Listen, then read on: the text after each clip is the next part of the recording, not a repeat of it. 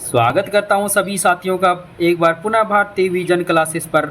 आज हम UGC net में लगी सभी नाटकों का संपूर्ण निचोड़ अध्ययन का क्लास 2 लेकर आए हैं और आज हम इस क्लास में चंद्रगुप्त और स्कंदगुप्त दोनों नाटकों को पूरा निचोड़ तरीके से अध्ययन करेंगे। और यह क्लास यूजीसी नेट के अलावे बिहार स्टेट के जो विद्यार्थी हैं जिनका पेपर 2 हिंदी है उसमें भी चंद्रगुप्त नाटक लगा हुआ है, तो उनके लिए भी यह क्लास बहुत ही महत्वपूर्ण है क्योंकि चंद्रगुप्त नाटक का पूरा निचोड़ अध्ययन इसमें हम देखेंगे। तो सभी साथी आज की इस क्लास से जुड़ जाएंगे। प्रारंभ करते हैं। चंद्रगुप्त नाटक प्रकाशन वर्ष 1931 ईस्वी। यह किस प्रकार का नाटक है? तो यह एक ऐतिहासिक नाटक है, याद रखिएगा। चंद्रगुप्त नाटक का प्रकाशन वर्ष 1931 ईस्वी और यह एक ऐतिहासिक नाटक है। एक एक बिंदु को ध्यान से पढ़ेंगे। सभी बिंदु आपके लिए बहुत ही महत्वपूर्ण है। चंद्रगुप्त नाटक जयशंकर प्रसाद के श्रेष्ठ ऐतिहासिक नाटकों में से एक है। चंद्रगुप्त नाटक मौर्य वंश और राष्ट्रीय भावना से सृजित है। यह जो नाटक है ये इसमें मौर्य वंश की चर्चा है और राष्ट्रीय भावना से भी यह नाटक क्या है, सृजित है। अगला महत्वपूर्ण बिंदु है चंद्रगुप्त नाटक की प्रमुख कथा भारत में चाणक्य के बुद्धि बल और चंद्रगुप्त मौर्य के भुज बल द्वारा विशाल मौर्य साम्राज्य की स्थापना से संबंधित है। यानी यह जो नाटक है चंद्रगुप्त नाटक, यह नाटक चाणक्य जिसे विष्णुगुप्त भी कहा गया है उनके बुद्धि बल और चंद्रगुप्त मौर्य का भुज बल दोनों के विशाल समावेशन से मौर्य साम्राज्य की स्थापना से संबंधित यह नाटक है चंद्रगुप्त नाटक। अगला महत्वपूर्ण बिंदु है यह नाटक चंद्रगुप्त मौर्य के उत्थान के साथ साथ मगध के राजा नंद की पतन की भी गाथा है। यानी इस नाटक में चंद्रगुप्त मौर्य के उत्थान के साथ साथ जो मगध के राजा नंद हैं उनकी पतन की भी गाथा है। अगला महत्वपूर्ण बिंदु, इस नाटक में यूनान के विश्व विजेता, कहाँ के? तो यूनान के रहने वाले विश्व विजेता सिकंदर का भारत पर आक्रमण और प्रत्यावर्तन यानी पुनः वापस लौटने से संबंधित है। यानी इस नाटक जो है इसका अगर कहा जाए तो पूरा संपूर्ण जो इसका कथा है, सिकंदर जो है भारत पर आक्रमण करता है, भारत को जीतने के लिए आता है और पुनः यहाँ से भारत से वापस लौटता है। ये संपूर्ण कथा इसमें दिया हुआ है, तो सिकंदर की इसमें चर्चा है। अगला महत्वपूर्ण बिंदु है यह नाटक की मुख्य कथा को 4 भागों में या 4 अंकों में भी बांटा गया, इसे भी याद रखिएगा। तो एक एक बिंदुओं को देखेंगे तो 4 भागों में इसे बांटा जा सकता है मुख्य कथा को। पहला सिकंदर का भारत पर आक्रमण करना, यानी सिकंदर भारत पर आक्रमण करता है। दूसरा मगध सम्राट नंद जिसे घनानंद भी कहा गया है कि नंद वंश का पतन तथा चंद्रगुप्त का मगध का सिंहासन मिलना। यानी मगध सम्राट जो नंद है उसका जो नंद का वंश है यानी मगध का उनका जो अपना वंश है वो समाप्त हो जाता है और पुनः उनके स्थान पर चंद्रगुप्त को क्या बनाया जाता है? तो मगध का सम्राट बनाया जाता है। तीसरा महत्वपूर्ण कथा का भाग है चंद्रगुप्त मौर्य द्वारा सिकंदर की हार। यानी चंद्रगुप्त मौर्य से सिकंदर की युद्ध होती है जिसमें सिकंदर हार जाते हैं और भारत देश को छोड़कर चले जाते हैं। और चौथा है सेल्यूकस का पराजय। यानी सिकंदर के जाने के बाद सेल्यूकस भी क्या करता है तो चंद्रगुप्त से लड़ता है परंतु हार जाता है। अंत में सेल्यूकस की पुत्री जो कार्नेलिया का है चंद्रगुप्त से विवाह होता है। तो कुल मिलाकर कार्नेलिया का चंद्रगुप्त से विवाह के बाद इस नाटक की कथा का क्या हो जाता है तो अंत हो जाता है। तो कह सकते कुल मिलाकर 4 भागों में इसकी संपूर्ण कथा जो है मुख्य कथा वो बटा हुआ है। अगला महत्वपूर्ण बिंदु, यह नाटक 327 ईसा पूर्व में सिकंदर का भारत पर आक्रमण तथा 305 ईसा पूर्व चंद्रगुप्त द्वारा सेल्यूकस की पराजय की गाथा है। यानी कुल 23 वर्षों की कथा को इसमें संयोजित किया गया है। आगे चलते हैं। यह नाटक में कुल 4 अंक हैं। कितने अंक हैं याद रखिएगा? चंद्रगुप्त नाटक में कुल 4 अंक हैं और 44 दृश्य हैं। 4 अंकों में रचित यह नाटक जिसमें कुल 44 दृश्य हैं। सभी को हम एक एक करके बताने का भी प्रयास किए। प्रथम अंक में 11 दृश्य हैं, द्वितीय अंक में 10 दृश्य हैं, तृतीय अंक में 9 दृश्य हैं और चतुर्थ अंक में 14 दृश्य हैं। तो कुल कितने दृश्य हो गए? 44। कैसे याद करना है? देखिए ऊपर से 11, 10, 9, ये तो घटते क्रम में हो गया। 11, 10, 9 और अंत में 14। 11, 10, 9 अंत में 14। 11, 10, 9 14 कुल कितना? तो 44 दृश्य। आगे बढ़ते हैं। इस नाटक में मुख्य पात्रों की अगर कुल संख्या कहा जाए, अन्य अन्य गौण पात्रों को छोड़कर जो मुख्य पात्र आए हैं, तो अन्य गौण पात्रों को छोड़कर मुख्य पात्रों की संख्या 28 है, जिसमें पुरुष पात्र 19 हैं और महिला पात्र कितने हैं, तो 9 हैं। अगला महत्वपूर्ण बिंदु है, यह नाटक में कुल 13 गीताएं। कितने गीताएं याद रखिएगा मित्रों, इस नाटक में कुल 13 गीताएं हैं। प्रथम अंक में 2 गीत, द्वितीय अंक में 3 गीत, तृतीय अंक में 1 गीत और चतुर्थ अंक में कितने गीत आए, तो 7 गीत आए हैं। कुल मिलाकर कितने गीत हो गए, तो कुल मिलाकर इसमें गीतों की संख्या हो गई 13। तो प्रथम अंक में जो 2 गीत आए हैं वो किनका है, तो सुवासिनी और राक्षस का। द्वितीय अंक में 3 गीत आए हैं, एक कार्नेलिया का, एक अलका का और एक और अलका का, यानी अलका के 2 गीत इसमें आए हैं। तृतीय अंक में चलते हैं, तृतीय अंक में 1 गीत जो सुवासिनी के द्वारा गाया गया है और चतुर्थ अंक में जो है 7 गीत आए। सबसे अधिक गीत किस अंक में आए, तो चतुर्थ अंक में आए हैं। उसमें से गीत आए हैं कल्याणी का 1 गीत, एक नेपथ्य से आया है, फिर मालविका इसमें 3 गीत आया है, अलका का 1 गीत और सुवासिनी का 1 गीत। कुल मिलाकर इसमें 7 गीत आए हैं। तो सभी बिंदु आपके लिए बहुत ही महत्वपूर्ण है। गीत 13 आए हैं, ये भी याद रखिएगा। और अगर कहा जाए तो 4 अंकों का नाटक है, 44 दृश्य है। सभी महत्वपूर्ण बिंदु हैं, सब पर आप चर्चा करेंगे। कुल मिलाकर इस नाटक में देखा जाए तो पूरा नाटक में सुवासिनी के 3 गीत, अलका के 3 गीत, मालविका के 3 गीत, कल्याणी के द्वारा 1 गीत, राक्षस 1 गीत गाता है और नेपथ्य से भी 1 गीत गाया जाता है। कुल मिलाकर इसमें 13 गीतें हैं। आगे बढ़ते हैं। चंद्रगुप्त नाटक कल्याणी परिणय 1912 का परिवर्धित रूप माना जाता है। कल्याणी परिणय भी चंद्रगुप्त का ही नाटक है, उसी का ये परिवर्धित रूप माना जाता है। बहुत बार यह प्रश्न पूछा है कि चंद्रगुप्त नाटक किस नाटक का परिवर्धित रूप है, तो कल्याणी परिणय नाटक है, याद रखिएगा। चंद्रगुप्त नाटक का प्रथम मंचन 1933 ईस्वी में काशी में हुआ था, यह भी याद रखिएगा। चंद्रगुप्त नाटक का प्रथम मंचन कब हुआ था, 1933 ईस्वी में, और कहाँ, तो काशी में। आचार्य शुक्ल जी ने चंद्रगुप्त नाटक की तुलना किससे की है, कितना भी महत्वपूर्ण बिंदु ये भी है, तो मुद्रा राक्षस से किए हैं। मुद्रा राक्षस जो है उस नाटक से चंद्रगुप्त नाटक की क्या किए हैं, तो तुलना किए हैं। कौन, तो रामचंद्र शुक्ल जी। और याद रखिएगा शुक्ल जी का अधिकतर जो मत होता है वो अधिकतर परीक्षा में पूछ देता है। अब चंद्रगुप्त नाटक में जो कथा स्थल है, कौन कौन स्थानों की चर्चा है, तो तक्षशिला है, गंधार देश है, सिंधु तट है और मगध है। ये 4 स्थानों की इसमें चर्चा है। आगे, चंद्रगुप्त नाटक में विदेशी लड़की कार्नेलिया द्वारा भारत की प्राकृतिक सुंदरता का भी वर्णन किया गया है। जब आप चंद्रगुप्त नाटक पढ़िएगा तो उसमें आपको तुरंत मालूम चल जाएगा कि चंद्रगुप्त नाटक में जो विदेशी लड़की कार्नेलिया है वो भारत की प्राकृतिक सुंदरता का वर्णन करती है ना। अरुण यह मधुमेह देश हमारा, जहाँ पहुँच अनजान क्षितिज को मिलता एक सहारा, ये कार्नेलिया के द्वारा ही गाया गया है। चंद्रगुप्त नाटक की कथा तक्षशिला के गुरुकुल से चाणक्य के इस कथन से शुरू होती है। और इस नाटक की कथा की शुरुआत किस संवाद से होता है, तो देख लीजिए। सौम्य, कुलपति ने मुझे गृहस्थ जीवन में प्रवेश करने की आज्ञा दे दी है। यह कथन किसका है, चाणक्य का कथन है और इसी कथन से इस नाटक की शुरुआत होती है। चंद्रगुप्त नाटक के नायक और नायिका कौन है, तो कुल मिलाकर कह सकते चंद्रगुप्त नाटक का नायक खुद चंद्रगुप्त है और नायिका कार्नेलिया है।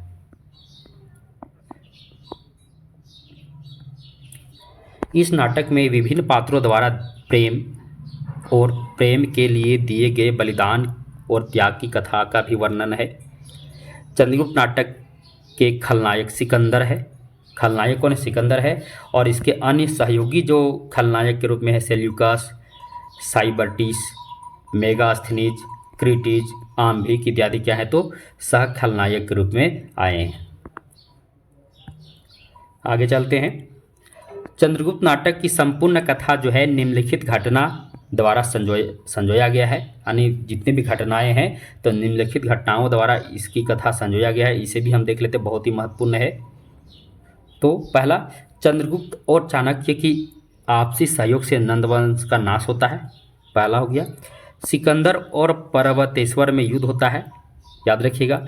आम्बिक का लोभ लालच में सिकंदर की मदद, यानी आम्बिक जो है वो लोभ लालच में क्या करता है, सिकंदर की मदद करता है।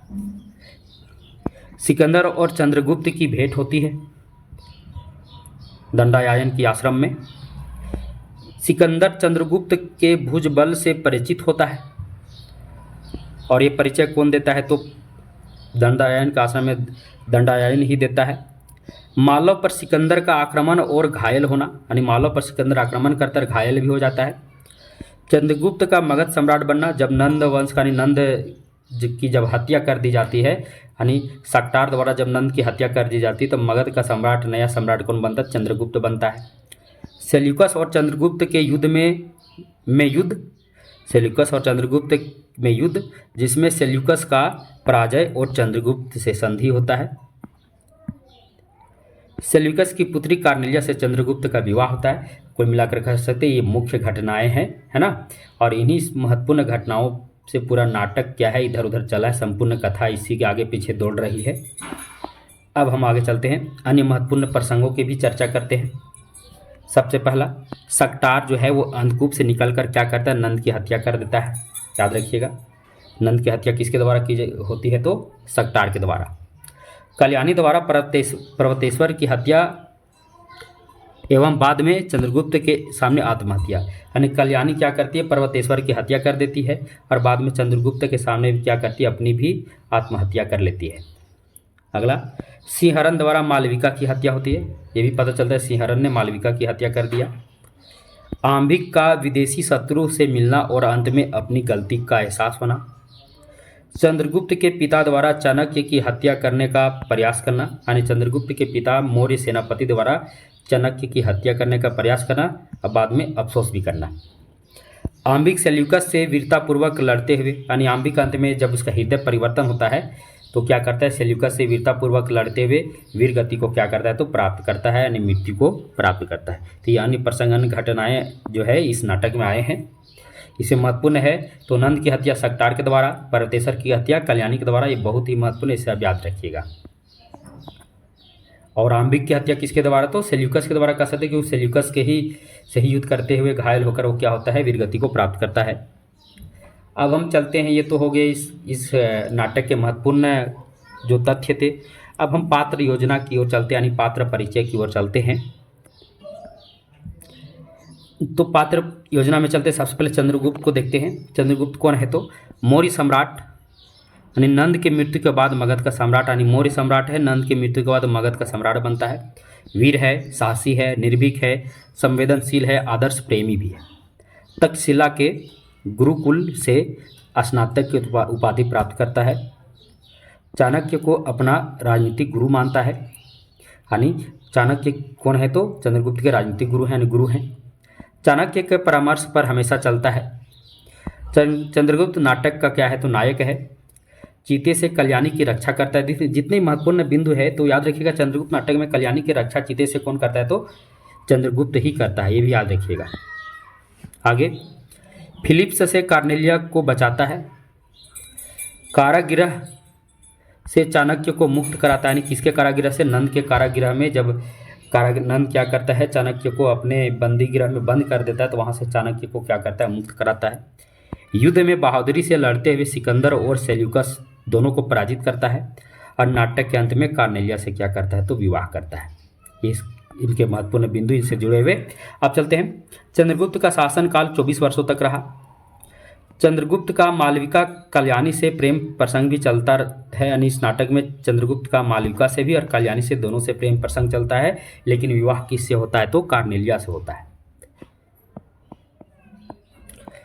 दूसरे पात्र, चाणक्य, मौर्य साम्राज्य के निर्माणकर्ता, चंद्रगुप्त के गुरु, युद्ध का प्रेरणा, ज्ञानी, स्पष्टवादिता, दृढ़ संकल्पी, ये सभी इनके गुण हैं।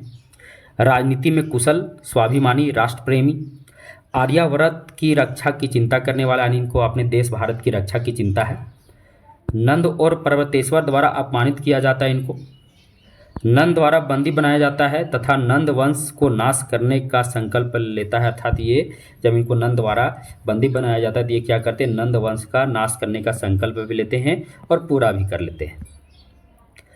चाणक्य सुवासिनी से प्रेम करता है, यानी ये चाणक्य जो है वो सुवासिनी से प्रेम करता है, लेकिन अंत में सुवासिनी का त्याग करता है और उसका विवाह किससे करा देता है? तो राक्षस से करा देता है।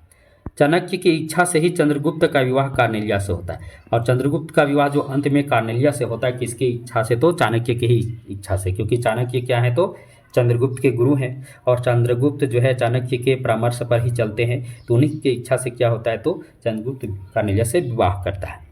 चाणक्य ही विष्णुगुप्त, ये भी याद रखिएगा, चाणक्य ही क्या है तो विष्णुगुप्त हैं। चंद्रगुप्त नाटक का सर्वाधिक शक्तिशाली पात्र कौन है? तो चाणक्य है। यह कहना किनको है तो सिद्धनाथ को कहना है। यानी सिद्धनाथ जी जो प्रमुख आलोचक है उन्होंने कहा है चंद्रगुप्त नाटक का सर्वाधिक शक्तिशाली पात्र कौन है तो चाणक्य है, और यह कथन सिद्धनाथ जी का है। बहुत ही महत्वपूर्ण बिंदु थे। नेक्स्ट पात्र सिंहरन, चाणक्य का शिष्य, चाणक्य को अपना परामर्शदाता मानने वाला। यानी सिंहरन और चंद्रगुप्त दोनों क्या कहते हैं चाणक्य के शिष्य के रूप में है और उन्हीं के परामर्श पर चलते हैं। सिंहरन जो है मालव का रहने वाला कुमार है, चंद्रगुप्त का क्या है तो मित्र है। तक्षशिला गुरुकुल में स्नातक की उपाधि प्राप्त करता है। नाटक के सभी अच्छे पात्रों का प्रिय है, साहसी है, निर्भीक है, राष्ट्रभक्त है, स्पष्टवादी है, अलका का प्रेमी है और बाद में अलका से इसका विवाह भी होता है। यह चाणक्य का प्रिय शिष्य और चंद्रगुप्त का विश्वास पात्र मित्र है, ये भी याद रखिएगा। तो कुल मिलाकर जितने भी अच्छे पात्र हैं इनका जो कैरेक्टर है वो सकारात्मक है, ये भी याद रखिएगा। जितने भी अच्छे पात्र हैं सभी का प्रिय है। अगला पात्र सेल्यूकस, यवन सम्राट सिकंदर का सेनापति। यानी सिकंदर का सेनापति कौन है तो सेल्यूकस है, कार्नेलिया का पिता है। थका चंद्रगुप्त को बाघ से बचाता है। जब चंद्रगुप्त जब थक जाते हैं, जब वो सो जाते हैं, तो सेल्यूकस ही क्या करता है प्रारंभ में, जिस समय युद्ध की बात नहीं होती है उसी समय सेल्यूकस जब चंद्रगुप्त लेट जाते हैं अर्थात उन्हें नींद लग जाती है, तो अचानक उधर से एक बाघ आ रहा होता है जिसे सेल्यूकस क्या करता है अपने तीर से मार गिराते हैं। नाटक के अंत में चंद्रगुप्त से युद्ध में पराजित हो जाते हैं और अपनी पुत्री कार्नेलिया का विवाह चंद्रगुप्त से क्या करते थे करा देते हैं।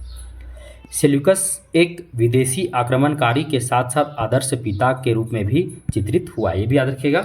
सेल्यूकस एक विदेशी आक्रमणकारी के साथ साथ एक आदर्श पिता के रूप में भी चित्रित हुआ, क्योंकि अपनी बेटी के चलते अंत में क्या करता है संधि करता है और अपनी बेटी का विवाह किससे करा देता है तो चंद्रगुप्त से ही करा देता है, यानी अपनी ही शत्रु से करा देता है। अगला पात्र नंद, मगध का सम्राट, भोगी, विलासी, अनुयायी राजा। चाणक्य को भरी सभा में अपमानित कर बंदी बना लेता है, यानी चाणक्य को बंदी बनाने वाला यही है नंद। अपने मंत्री सक्टार को बंदी बनाकर कारागृह में डाल देता है। सक्टार के हाथों नंद की हत्या होती है, ये भी याद रखिए। नंद की हत्या भी किसके हाथों होती है? सक्टार के ही हाथों होती है। और वह सक्टार जो उसका मंत्री एक समय रहा होता है उसे बंदी बनाकर कारागृह में डाल देता है और सक्टार के हाथों ही नंद की हत्या होती है। और कल्याणी का क्या है तो पिता है। नंद का एक और नाम घनानंद भी बताया जाता है।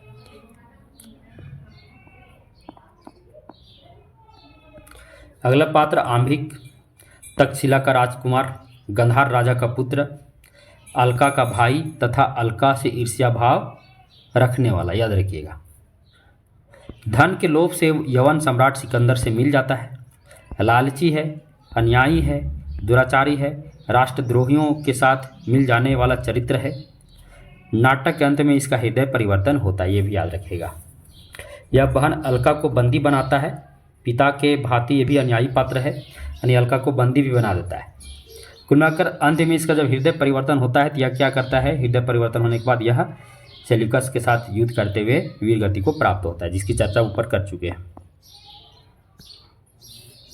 अगला पात्र है पर्वतेश्वर, पंजाब यानी पोरस का एक आदर्श राजा, स्वार्थी राजा, आदर्श नहीं स्वार्थी राजा। पर्वतेश्वर कहाँ का तो पंजाब का एक स्वार्थी राजा, सिकंदर से साहस के साथ लड़ने वाला और पराजित भी हो जाता है।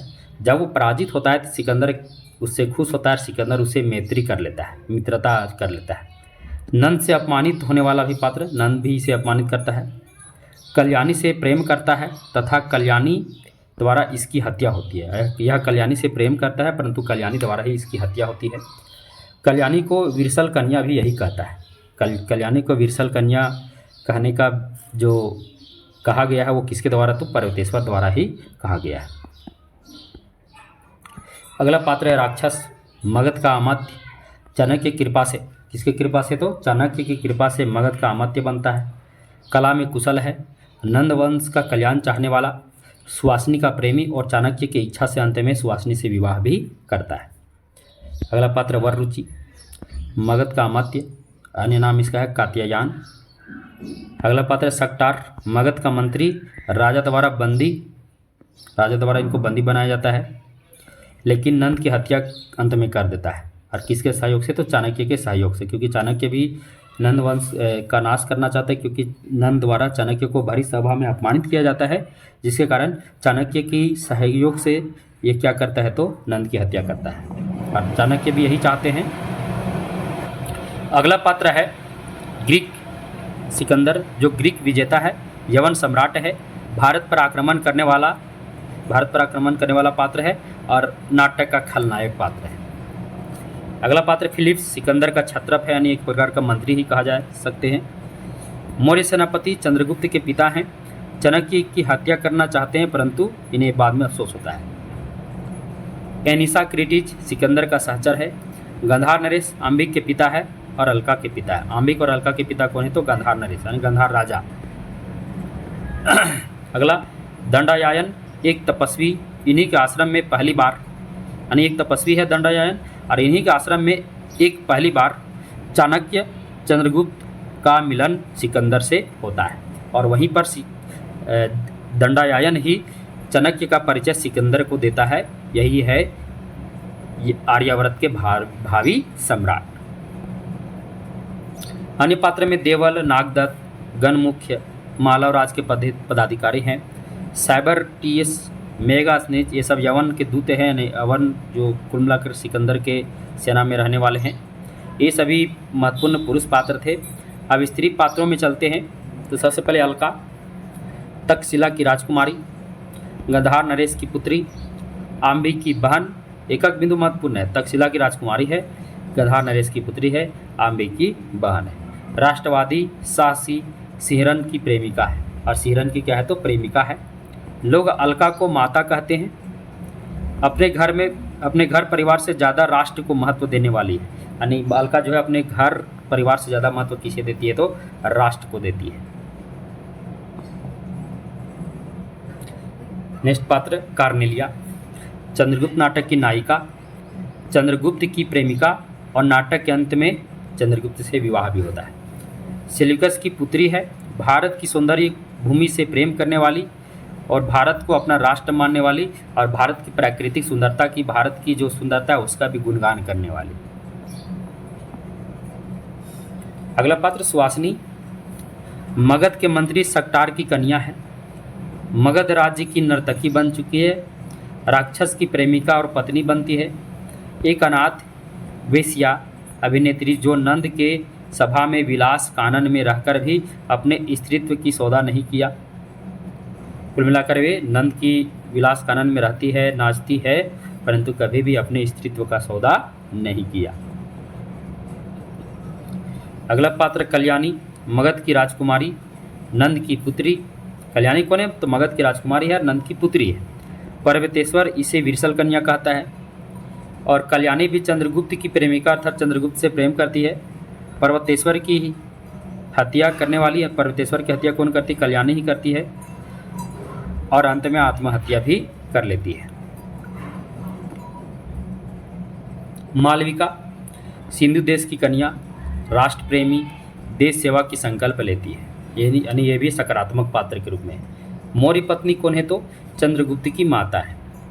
एलिस कार्नेलिया की सहेली है, लीला नीला कल्याणी की सहेलियाँ हैं, याद रखिएगा। अब कुल मिलाकर कह सकते हैं सकारात्मक पात्र कौन है, नकारात्मक पात्र के रूप में कौन कौन आए। तो सकारात्मक पात्र के रूप में आए चंद्रगुप्त, चाणक्य, सिहरन, कार्नेलिया, अलका, सुहासिनी, सक्टार। नकारात्मक पात्र में कौन कौन आए हैं? तो इसमें मालविका का छूट गया है, मालविका भी इसी में होगा, मालविका है ना। अब नकारात्मक पात्र के रूप में सिकंदर, सेल्यूकस, आम्भिक, नंद, गंधार नरेश, फिलिप्स, ये सब क्या है? तो नकारात्मक पात्र के रूप में आए हैं। अब हम आगे बढ़ते हैं, संपूर्ण कथा सार को दृश्य बाय दृश्य देखेंगे। तो हम आपको बताए थे कि चंद्रगुप्त नाटक की संपूर्ण कथा 4 अंकों में है और कुल 44 दृश्य है। प्रथम अंक में 11 दृश्य, द्वितीय अंक में 10 दृश्य, तृतीय अंक में 9 दृश्य और चतुर्थ अंक में क्या है तो 13 दृश्य हैं। इसकी भी 14 दृश्य है ना, इसकी चर्चा किए थे। चलिए हम एक एक करके चलते हैं। दृश्य 1 तक्षशिला का गुरुकुल मठ है, और इस प्रथम दृश्य में कौन कौन पात्र आए हैं तो इसे भी देख लेते हैं। तो प्रथम अंक में जो पात्र आए हैं चाणक्य, चंद्रगुप्त, सिंहरन, आम्बिक और अलका। तो इसमें क्या होता है, तक्षशिला के गुरुकुल मठ में चाणक्य अपने प्रिय शिष्य सिंहरन के साथ तक्षशिला राज्य में चल रहे राजनीतिक षड्यंत्र पर विचार विमर्श कर रहे हैं। तभी अचानक आम्बिक अपनी बहन अलका के साथ वहां आकर उनके विचार विमर्श पर शंका करते हुए सिंहरन पर वार करने हेतु तलवार उठाता है। यानी तक्षशिला का गुरुकुल मठ में चाणक्य अपने प्रिय से सिंहरन से तक्षशिला राज्य में जो राजनीतिक षड्यंत्र चल रहा है उस पर विचार विमर्श कर रहे होते हैं। तभी आम्बिक आ जाता है अपनी बहन अलका के साथ, और उसे इस विचार विमर्श में शंका होती है, जिसके कारण वो सिंहरन पर क्या करता है तो तलवार उठाता है। तभी चंद्रगुप्त आकर उसकी तलवार को अपनी तलवार से काट देता है। तभी कौन आ जाता है, चंद्रगुप्त का प्रवेश होता है। चंद्रगुप्त आकर उसे क्या करता है तो उसकी तलवार को काट देता है। अब चाणक्य चंद्रगुप्त और मालव कुमार सिंहरन को तक्षशिला का त्याग करने को कहते हैं। अब देखिए, अब ऐसा होता है कि चाणक्य जो है वो चंद्रगुप्त और मालव कुमार अर्थात सिंहरन को दोनों को कहते हैं तुम लोग क्या करो तो तक्षशिला का त्याग कर दो, यहाँ से चले जाओ, चाणक्य कहते हैं। परंतु सिंहरन अपनी प्रेमिका अलका के आग्रह पर ही तक्षशिला से जाता है। लेकिन जब चाणक्य कहते हैं तो सिंहरन नहीं जाता है, लेकिन जब उसकी प्रेमिका अलका कहती है कि तुम चले जाओ यहाँ से, तब प्रेमिका के कहने पर वह क्या होता है तो तक्षशिला को छोड़कर वहाँ से चला जाता है। प्रथम दृश्य में चाणक्य को आर्यावर्त की रक्षा की चिंता है, यानी भारत की रक्षा की चिंता है, ये प्रथम दृश्य में हुआ है। दूसरा दृश्य मगध का राजमहल, पात्र नंद, राक्षस, वासनी। मगध सम्राट नंद के विलास में डूबे हुए हैं। मगध सम्राट जो है वो नंद वो विलास में डूबे हुए हैं। विलासी युवक युवतियों का नाच गान हो रहा है उनके महल में। सुवासिनी नंद के विलास भवन की रानी है। सुवासिनी और राक्षस बारी बारी से अभिनय के साथ गीत गाते हैं। नंद राक्षस के अभिनय से खुश होकर उन्हें क्या करता है तो नंद उसे अमात्य वर्ग में नियुक्त करता है, याद रखिएगा। आगे, सुवासिनी मगध की मंत्री सक्टार की पुत्री है, जिसे नंद ने बंदी गृह में कैद कर रखा है। यह अपने पेट के लिए नंद के भवन में वेश्या के रूपी नर्तकी करती है। सुवासिनी मगध की मंत्री सक्टार की पुत्री है, जबकि सक्टार को नंद क्या किया, कैद कर दिया। अब बेचारी अपने पेट के लिए क्या करती है तो नंद के भवन में वेश्या के रूपी नर्तकी है। अब इसमें दो जो गीत आए हैं, एक गीत सुवासिनी का, एक गीत राक्षस का। सुवासिनी का है तू कनक किरण के अंतराल में लुक छिप कर चलते हो क्यों, और राक्षस गाता है निकल मत बाहर दुर्बल आह लगेगा। ये दो गीत इसमें आए हैं। दृश्य 3 में चलते हैं। इसमें पात्र आए हैं चाणक्य, प्रतिवेशी। पाटलिपुत्र का एक टूटा झोपड़ी है। पाटलिपुत्र के एक टूटा झोपड़ी के पास चाणक्य जाते हैं, जहां वे अपने पिता चनक के साथ, चनक कौन है तो चाणक्य के पिता हैं, चनक के साथ अपना बचपन गुजारे थे।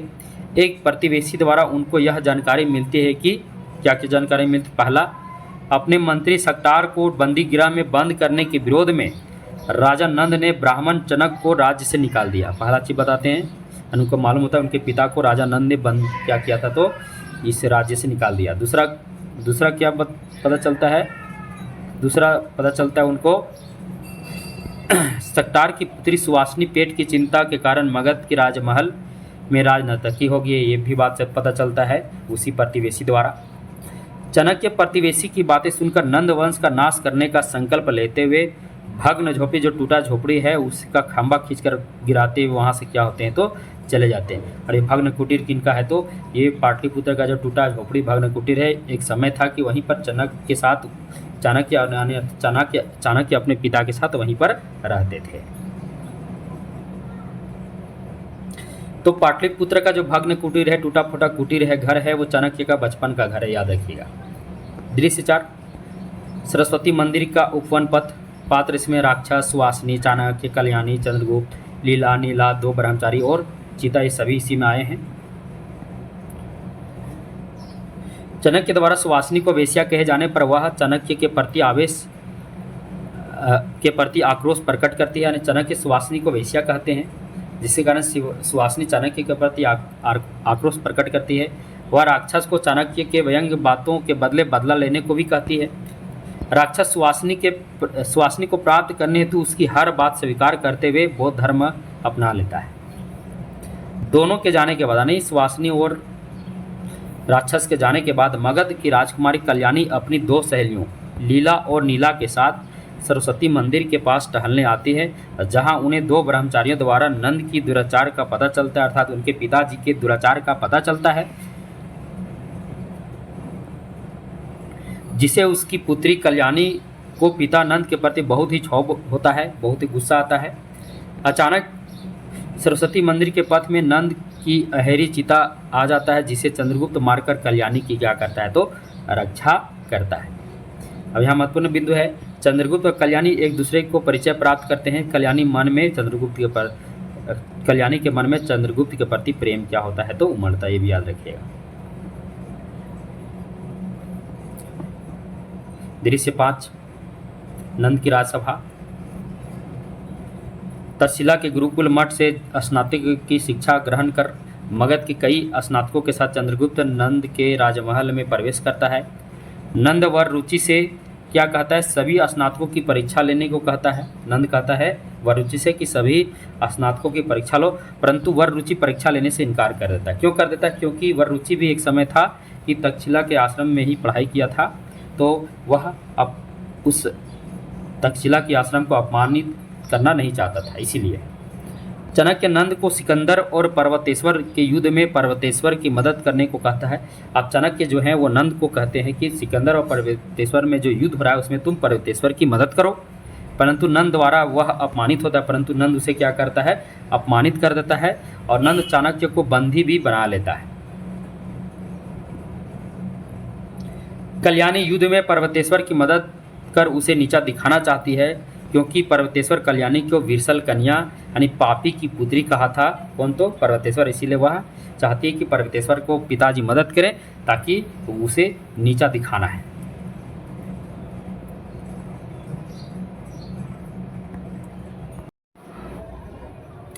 दृश्य 6, सिंधु तट पर अलका और मालविका। इसमें कौन कौन पात्र आए? तो अलका, मालविका, यवन और सिहरन।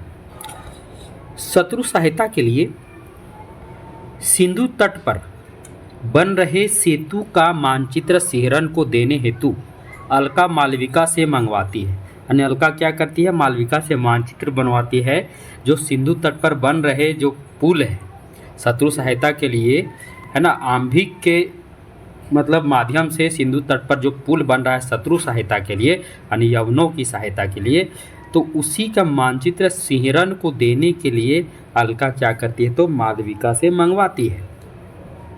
कि वहाँ अचानक एक यवन सैनिक आकर मानचित्र ले लेना चाहता है। निसहाय अलका की सहायता के लिए सिहरन वहाँ पहुँच जाता है। यवन सैनिक और सिहरन में युद्ध होता है, जिससे घायल यवन वहाँ से भाग जाता है। अब देखिए, अलका सिहरन को सिंधु तट पर बन रहे सेतु का मानचित्र देती है। सिहरन और मालविका वहाँ से जब नौका पर चले जाते हैं तो पुनः यवन आकर अलका को क्या करता है, तो अलका को बंदी बनाना चाहता है, परंतु वो स्वयं जाने के लिए स्वीकार करती है और उसे राजा के पास ले जाते हैं। अब देखिए, अलका सिहरन से प्रेम करती थी। महत्वपूर्ण बिंदु की चर्चा की। अलका सिहरन से प्रेम करती थी। अलका के पिता गांधार राजा शत्रु की सहायता के लिए सेतु का निर्माण करवा रहे थे। देखिए कितना, इसलिए अब अलका है जो राष्ट्र प्रेमी है, जबकि उसके पिता क्या करें, शत्रु की सहायता के लिए पुल का निर्माण करवा रहे हैं। दृश्य 7, यह मगध का बंदी गृह से संबंधित है। इसमें चाणक्य, राक्षस, वररुचि, चंद्रगुप्त हैं। तो मगध के बंदी गृह में वररुचि और राक्षस चाणक्य से मिलते हैं। वररुचि अब मिलते हैं कौन को, तो मगध के बंदी गृह में वररुचि राक्षस चाणक्य से मिलते हैं। अब देखिए, वररुचि और चाणक्य राक्षस दोनों अपना अपना कथन मत रखते हैं। वररुचि अपनी वार्तिक रचना में चाणक्य से सहायता मांगता है। राक्षस उसे मगध का गुप्तचर बनाकर तक्षशिला भेजना चाहता है। दोनों अपना अपना मत रखते हैं। तो वररुचि कहता है कि मेरी वार्तिक रचना में तुम कुछ मदद कर दो। तो राक्षस कहता है चाणक्य से कि तुम मगध का गुप्तचर बनकर तक्षशिला चले जाओ। चाणक्य प्रस्ताव को अस्वीकार कर देते हैं। यहाँ थोड़ा सा मिस्टेक हो गया। चाणक्य जो है वो वररुचि और राक्षस के प्रस्ताव को क्या करते हैं, तो अस्वीकार कर देते हैं, जिसके परिणाम स्वरूप राक्षस चाणक्य को अंधकूप में भेजने का डर दिखाता है। अब राक्षस कहता है कि तुम्हें मैं अंधकूप में भेज दूंगा। चंद्रगुप्त आकर चाणक्य को बंदी गृह से मुक्त करा लेता है। तभी वहाँ चंद्रगुप्त आ जाता है और चंद्रगुप्त आकर क्या करता है तो उस बंदी गृह से चाणक्य को मुक्त करा के वहाँ से ले जाता है। दृश्य 8, गंधार नरेश का प्रकोष्ठ। राजा चिंतित।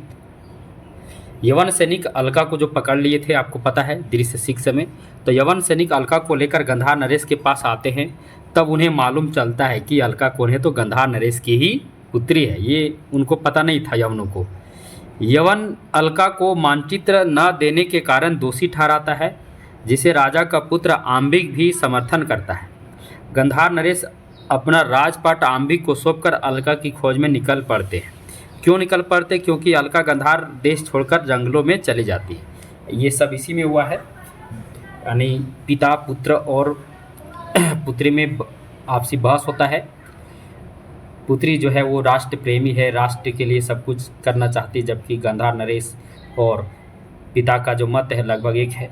अब ऐसा होता है कि अंत में अलका क्या करती है तो वहाँ से निकल जाती है। अब पिता क्या करते हैं, अपना सारा राजपाट अपने पुत्र आम्बिक को सौंप कर कहते हैं तुम्हें जो करना है सो करो, मैं जा रहा हूँ अपनी पुत्री को खोजने। दृश्य 9, ये नौवां दृश्य पर्वतेश्वर की राजसभा से संबंधित है, जहाँ पर्वतेश्वर और चाणक्य हैं। चाणक्य पर्वतेश्वर से नंद की विरुद्ध सहायता मांगता है, परंतु तिरस्कृत होता है। देखिए, चाणक्य जब पर्वतेश्वर के पास जाता है तो उसे नंद के विरुद्ध सहायता मांगता है, परंतु तिरस्कृत होता है, अपमानित वहाँ भी होता है, क्योंकि चाणक्य यह प्रण लेता है कि नंद वंश का नाश करना है। उसे पता है कि पर्वतेश्वर और नंद के बीच आपसी मतभेद है, तो उसके पास जाता है, लेकिन वहाँ भी उसे अपमानित किया जाता है। दृश्य 10, यह कानन पथ है। अलका अकेली जा रही है, यानी जंगल में है, जंगल का दृश्य है। अलका, सेल्यूकस, चंद्रगुप्त, चाणक्य इसमें आए हैं। अब कानन पथ पर अलका अकेली जा रही है। सेल्यूकस शिकारी के वेश में अलका को पकड़ना चाहता है, परंतु अलका सिंह का डर दिखाकर चकमा देकर वहाँ से दूसरी ओर निकल जाती है। किस प्रकार दिखाती है, यानी वह जो है सेल्यूकस अलका को पकड़ना चाहता है, परंतु अलका क्या कहती है, वो देखो सिंह आ रहा है, ऐसे डरा देती है। जब उधर देखता है, जब तक सेल्यूकस किधर सिंह आ रहा है, तब तक वो क्या करती है, वहाँ से दूसरी ओर निकल जाती है। चाणक्य और चंद्रगुप्त प्रवेश करते हैं, तभी वहाँ चाणक्य और चंद्रगुप्त आते हैं। थका चंद्रगुप्त के लिए चाणक्य जल लाने जाता है कि एक बाघ चंद्रगुप्त की ओर आ रहा होता है, जिसे सेल्यूकस अपने तीरों से मार देता है। सेल्यूकस यानी यवन है के साथ चंद्रगुप्त और चाणक्य को साथ देखकर, यानी सेल्यूकस के साथ चंद्रगुप्त और चाणक्य को साथ देखकर अलका जो है वो चंद्रगुप्त और चाणक्य पर देशभक्ति, यानी चंद्रगुप्त और चाणक्य की जो देशभक्ति है उस पर अलका को शंका होती है, क्योंकि वो दोनों किसके साथ आ रहे होते हैं, तो सेल्यूकस जो एक विदेशी आक्रमणकारी था, तो अलका को थोड़ा सा शंका होती है। यहाँ महत्वपूर्ण है, थका चंद्रगुप्त लेट जाता है। याद रखिएगा, चंद्रगुप्त थक जाता है, जिसके कारण वह लेट जाता है, अतः उसे पता नहीं होता कि उसके सामने एक बाघ आ रहा है, इसीलिए उसे पता नहीं होता, क्योंकि वो सो जाते हैं। यही कारण है कि सेल्यूकस अपने तीरों से मार देता है बाघ को। दृश्य 11, सिंधु तट पर दंडायन का आश्रम है।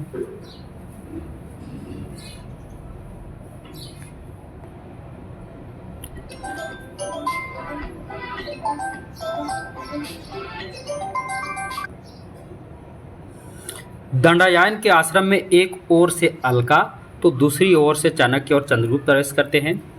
चाणक्य अलका के शंका को निर्मूल मतलब चाणक्य द्वारा यह पता चलता है कि तुम जो शंका हम पर कर रही है, तुम्हें हम पर जो शंका हुई है वह सब निर्मूल है। ऐसा नहीं कि हम लोग देशभक्ति की राह पर नहीं है, ऐसा वो कहकर बताते हैं। अब उसी दंडायन के आश्रम में सिकंदर और सेल्यूकस भी आते हैं, और वहाँ पर दंडायन को सावधान करते हुए, दंडायन जो है वो सिकंदर को सावधान करते हुए यह कहते हैं कि ये है आर्यावर्त के भावी सम्राट चंद्रगुप्त। ये सब दंडायन के आश्रम में ही होता है।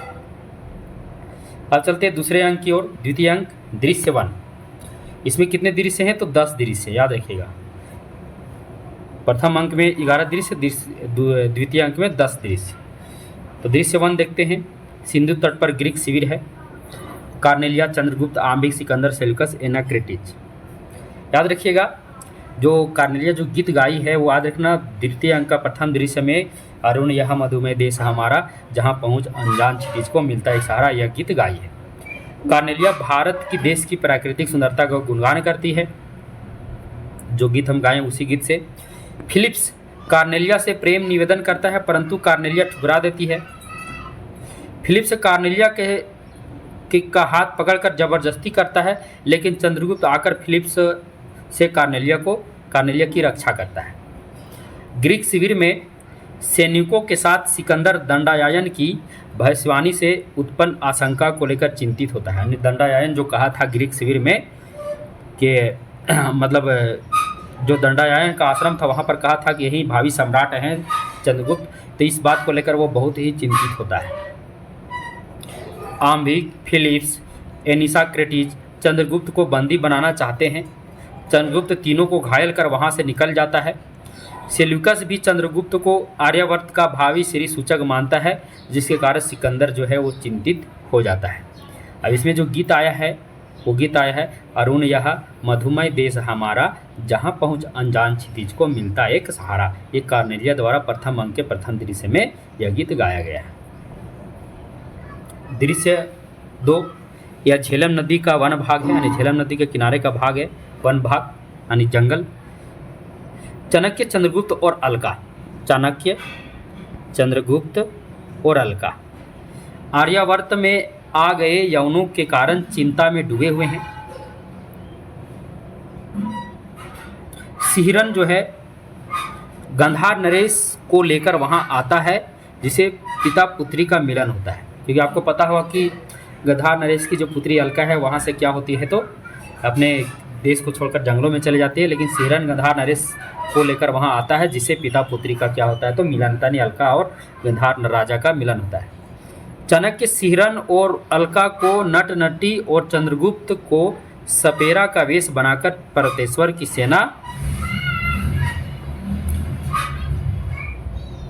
की सेना में गुप्तचर के रूप में भेजते हैं, जहां पुरुष वेश में कल्याणी और चंद्रगुप्त का मिलन होता है। दोनों एक दूसरे को पहचान लेते हैं। पर्वतेश्वर इन सभी वेश बदले पात्रों को गुप्तचर समझकर बंदी बना लेता है। देखिए आप चाणक्य, सिहरन और अलका। चाणक्य जो है वो सिहरन और अलका दोनों को, किसे तो सिहरन और अलका को बोलते तुम दोनों नट नटी बन जाओ, और चंद्रगुप्त कहते तुम सपेरा बन जाओ, और तुम तीनों यह वेश बनाकर परतेश्वर की सेना में गुप्तचर के रूप में चले जाओ। और वहाँ जब ये सब लोग जाते हैं तो वहाँ भी इनसे किनका मिलन होता है, कल्याणी से मिलन होता है। अब कल्याणी और चंद्रगुप्त का मिलन होता है, दोनों एक दूसरे को पहचान भी लेते हैं। अब परतेश्वर को लगता है ये सभी गुप्तचर है, और यह गुप्तचर समझकर सभी को क्या करता है, तो परतेश्वर बंदी बना लेता है। दृश्य 3, युद्ध क्षेत्र। ये भी युद्ध क्षेत्र है। सेल्यूकस तथा फिलिप्स। सेल्यूकस तथा फिलिप्स का सिहरन और परतेश्वर से युद्ध होता है, यानी एक तरफ सेल्यूकस और फिलिप्स है, जबकि दूसरी तरफ सिहरन और परतेश्वर है। मगध की राजकुमारी कल्याणी भी पुरुष वेश में सिकंदर की सेना से युद्ध करती है। युद्ध में परतेश्वर सिकंदर की सेना से हार जाता है, परंतु परतेश्वर की वीरता से प्रभावित होकर सिकंदर उसे मित्रता कर लेता है। अब देखिए, जब उसे मित्रता कर लेता है तो उसके भाव बदल जाते हैं। परतेश्वर क्या होता है, बदल जाता है। जो सिहरन उसके ओर से लड़ रहा था उसका भी उसे भी क्या करता है, तो कहा जाता है कि जो खलनायक पात्र होता है अक्सर वे लोग बदल जाया करते हैं। तो इधर मदद भी कर रहा था, इधर जब मित्रता कर लेता है सिकंदर, तो उसके मन बदल जाता है। वो सिहरन किसी के साथ अब देखिए, अब जब वो उसका मन बदल जाता है तो सिहरन यानी घायल जो सिहरन और अलका दोनों को बंदी बना लेता है। और किसके कहने पर, तो आम्बिक के कहने पर, यानी आम्बिक ही बंदी बना लेता है। आम्बिक किसके तरफ है, तो परतेश्वर की तरफ। दृश्य 4, मालव राज्य, सिहरन का उद्यान, बगीचा। यहाँ पर चंद्रगुप्त, मालविका, चाणक्य इस दृश्य में है। चंद्रगुप्त और मालविका एक दूसरे से मिलकर प्रभावित होते हैं तथा प्रेम की बातें करते हैं। चाणक्य दोनों को सावधान करते हैं। एक मगध सैनिक द्वारा कल्याणी को चंद्रगुप्त संदेश भेजता है। यानी एक मगध सैनिक द्वारा कल्याणी को चंद्रगुप्त संदेश भेजता है कि मगध सैनिक को अभी विपाशा तट पर ही रहने दो, क्योंकि यवन सेना आगे बढ़ना नहीं चाहती। अब देखिए, मालविका और चंद्रगुप्त का प्रेम प्रसंग परवान पर चढ़ता देख चाणक्य बहुत चिंतित होता है तथा दोनों को सावधान करता है। तो चंद्रगुप्त का प्रेम प्रसंग मालविका से भी चल रहा है। दृश्य 5 की ओर चलते हैं। पर्वतेश्वर का बंदी गृह, इसमें सिहरन, अलका, पर्वतेश्वर। बंदी गृह में अलका और सिहरन पढ़ने की बातें और देश प्रेम की बातें करते हैं। यानी बंदी गृह में जो अलका और सिहरन को जो बंदी बना लिया गया है पर्वतेश्वर के आश्रम में आंबिक द्वारा, क्योंकि वहाँ पर युद्ध हो रहा था ना पर्वतेश्वर और सिकंदर के बीच, जहाँ पर्वतेश्वर हार जाता है लेकिन सिकंदर उसे मित्रता कर उसे अपने में मिला लेता है। तो फिर वो क्या करता है, तो सिहरन और अलका को क्या करता है, तो बंदी बना लेता है। अब देखिए, सिहरन जब सोने चला जाता है तो पर्वतेश्वर प्रवेश कर अलका को अपनी रानी बनाने का प्रस्ताव रखता है। अब देखिए, अलका पर्वतेश्वर की रानी बनने के लिए उसके सम्मुख कुछ शर्तें रखती है। क्या क्या शर्तें रखती है? वो शर्त रखती, पहला सिहरन को मुक्त कर दो, यानी सिहरन को मुक्त कर दो। दूसरा, पर्वतेश्वर की सेना यवन का साथ न दे। और तीसरा कहती है कि सिकंदर के भारत में रहने तक अलका आज़ाद रहे, यानी अलका को कोई गुलाम नहीं, मतलब आज़ादी से घूम सके। ये 3 शर्त पर्वतेश्वर के सामने अलका रखती है। इसमें एक गीत आया, अलका का ही गीत आया है। प्रथम यौवन के मदिरा से मत प्रेम करने की थी परवाह, ये अलका का गीत इसमें आया है।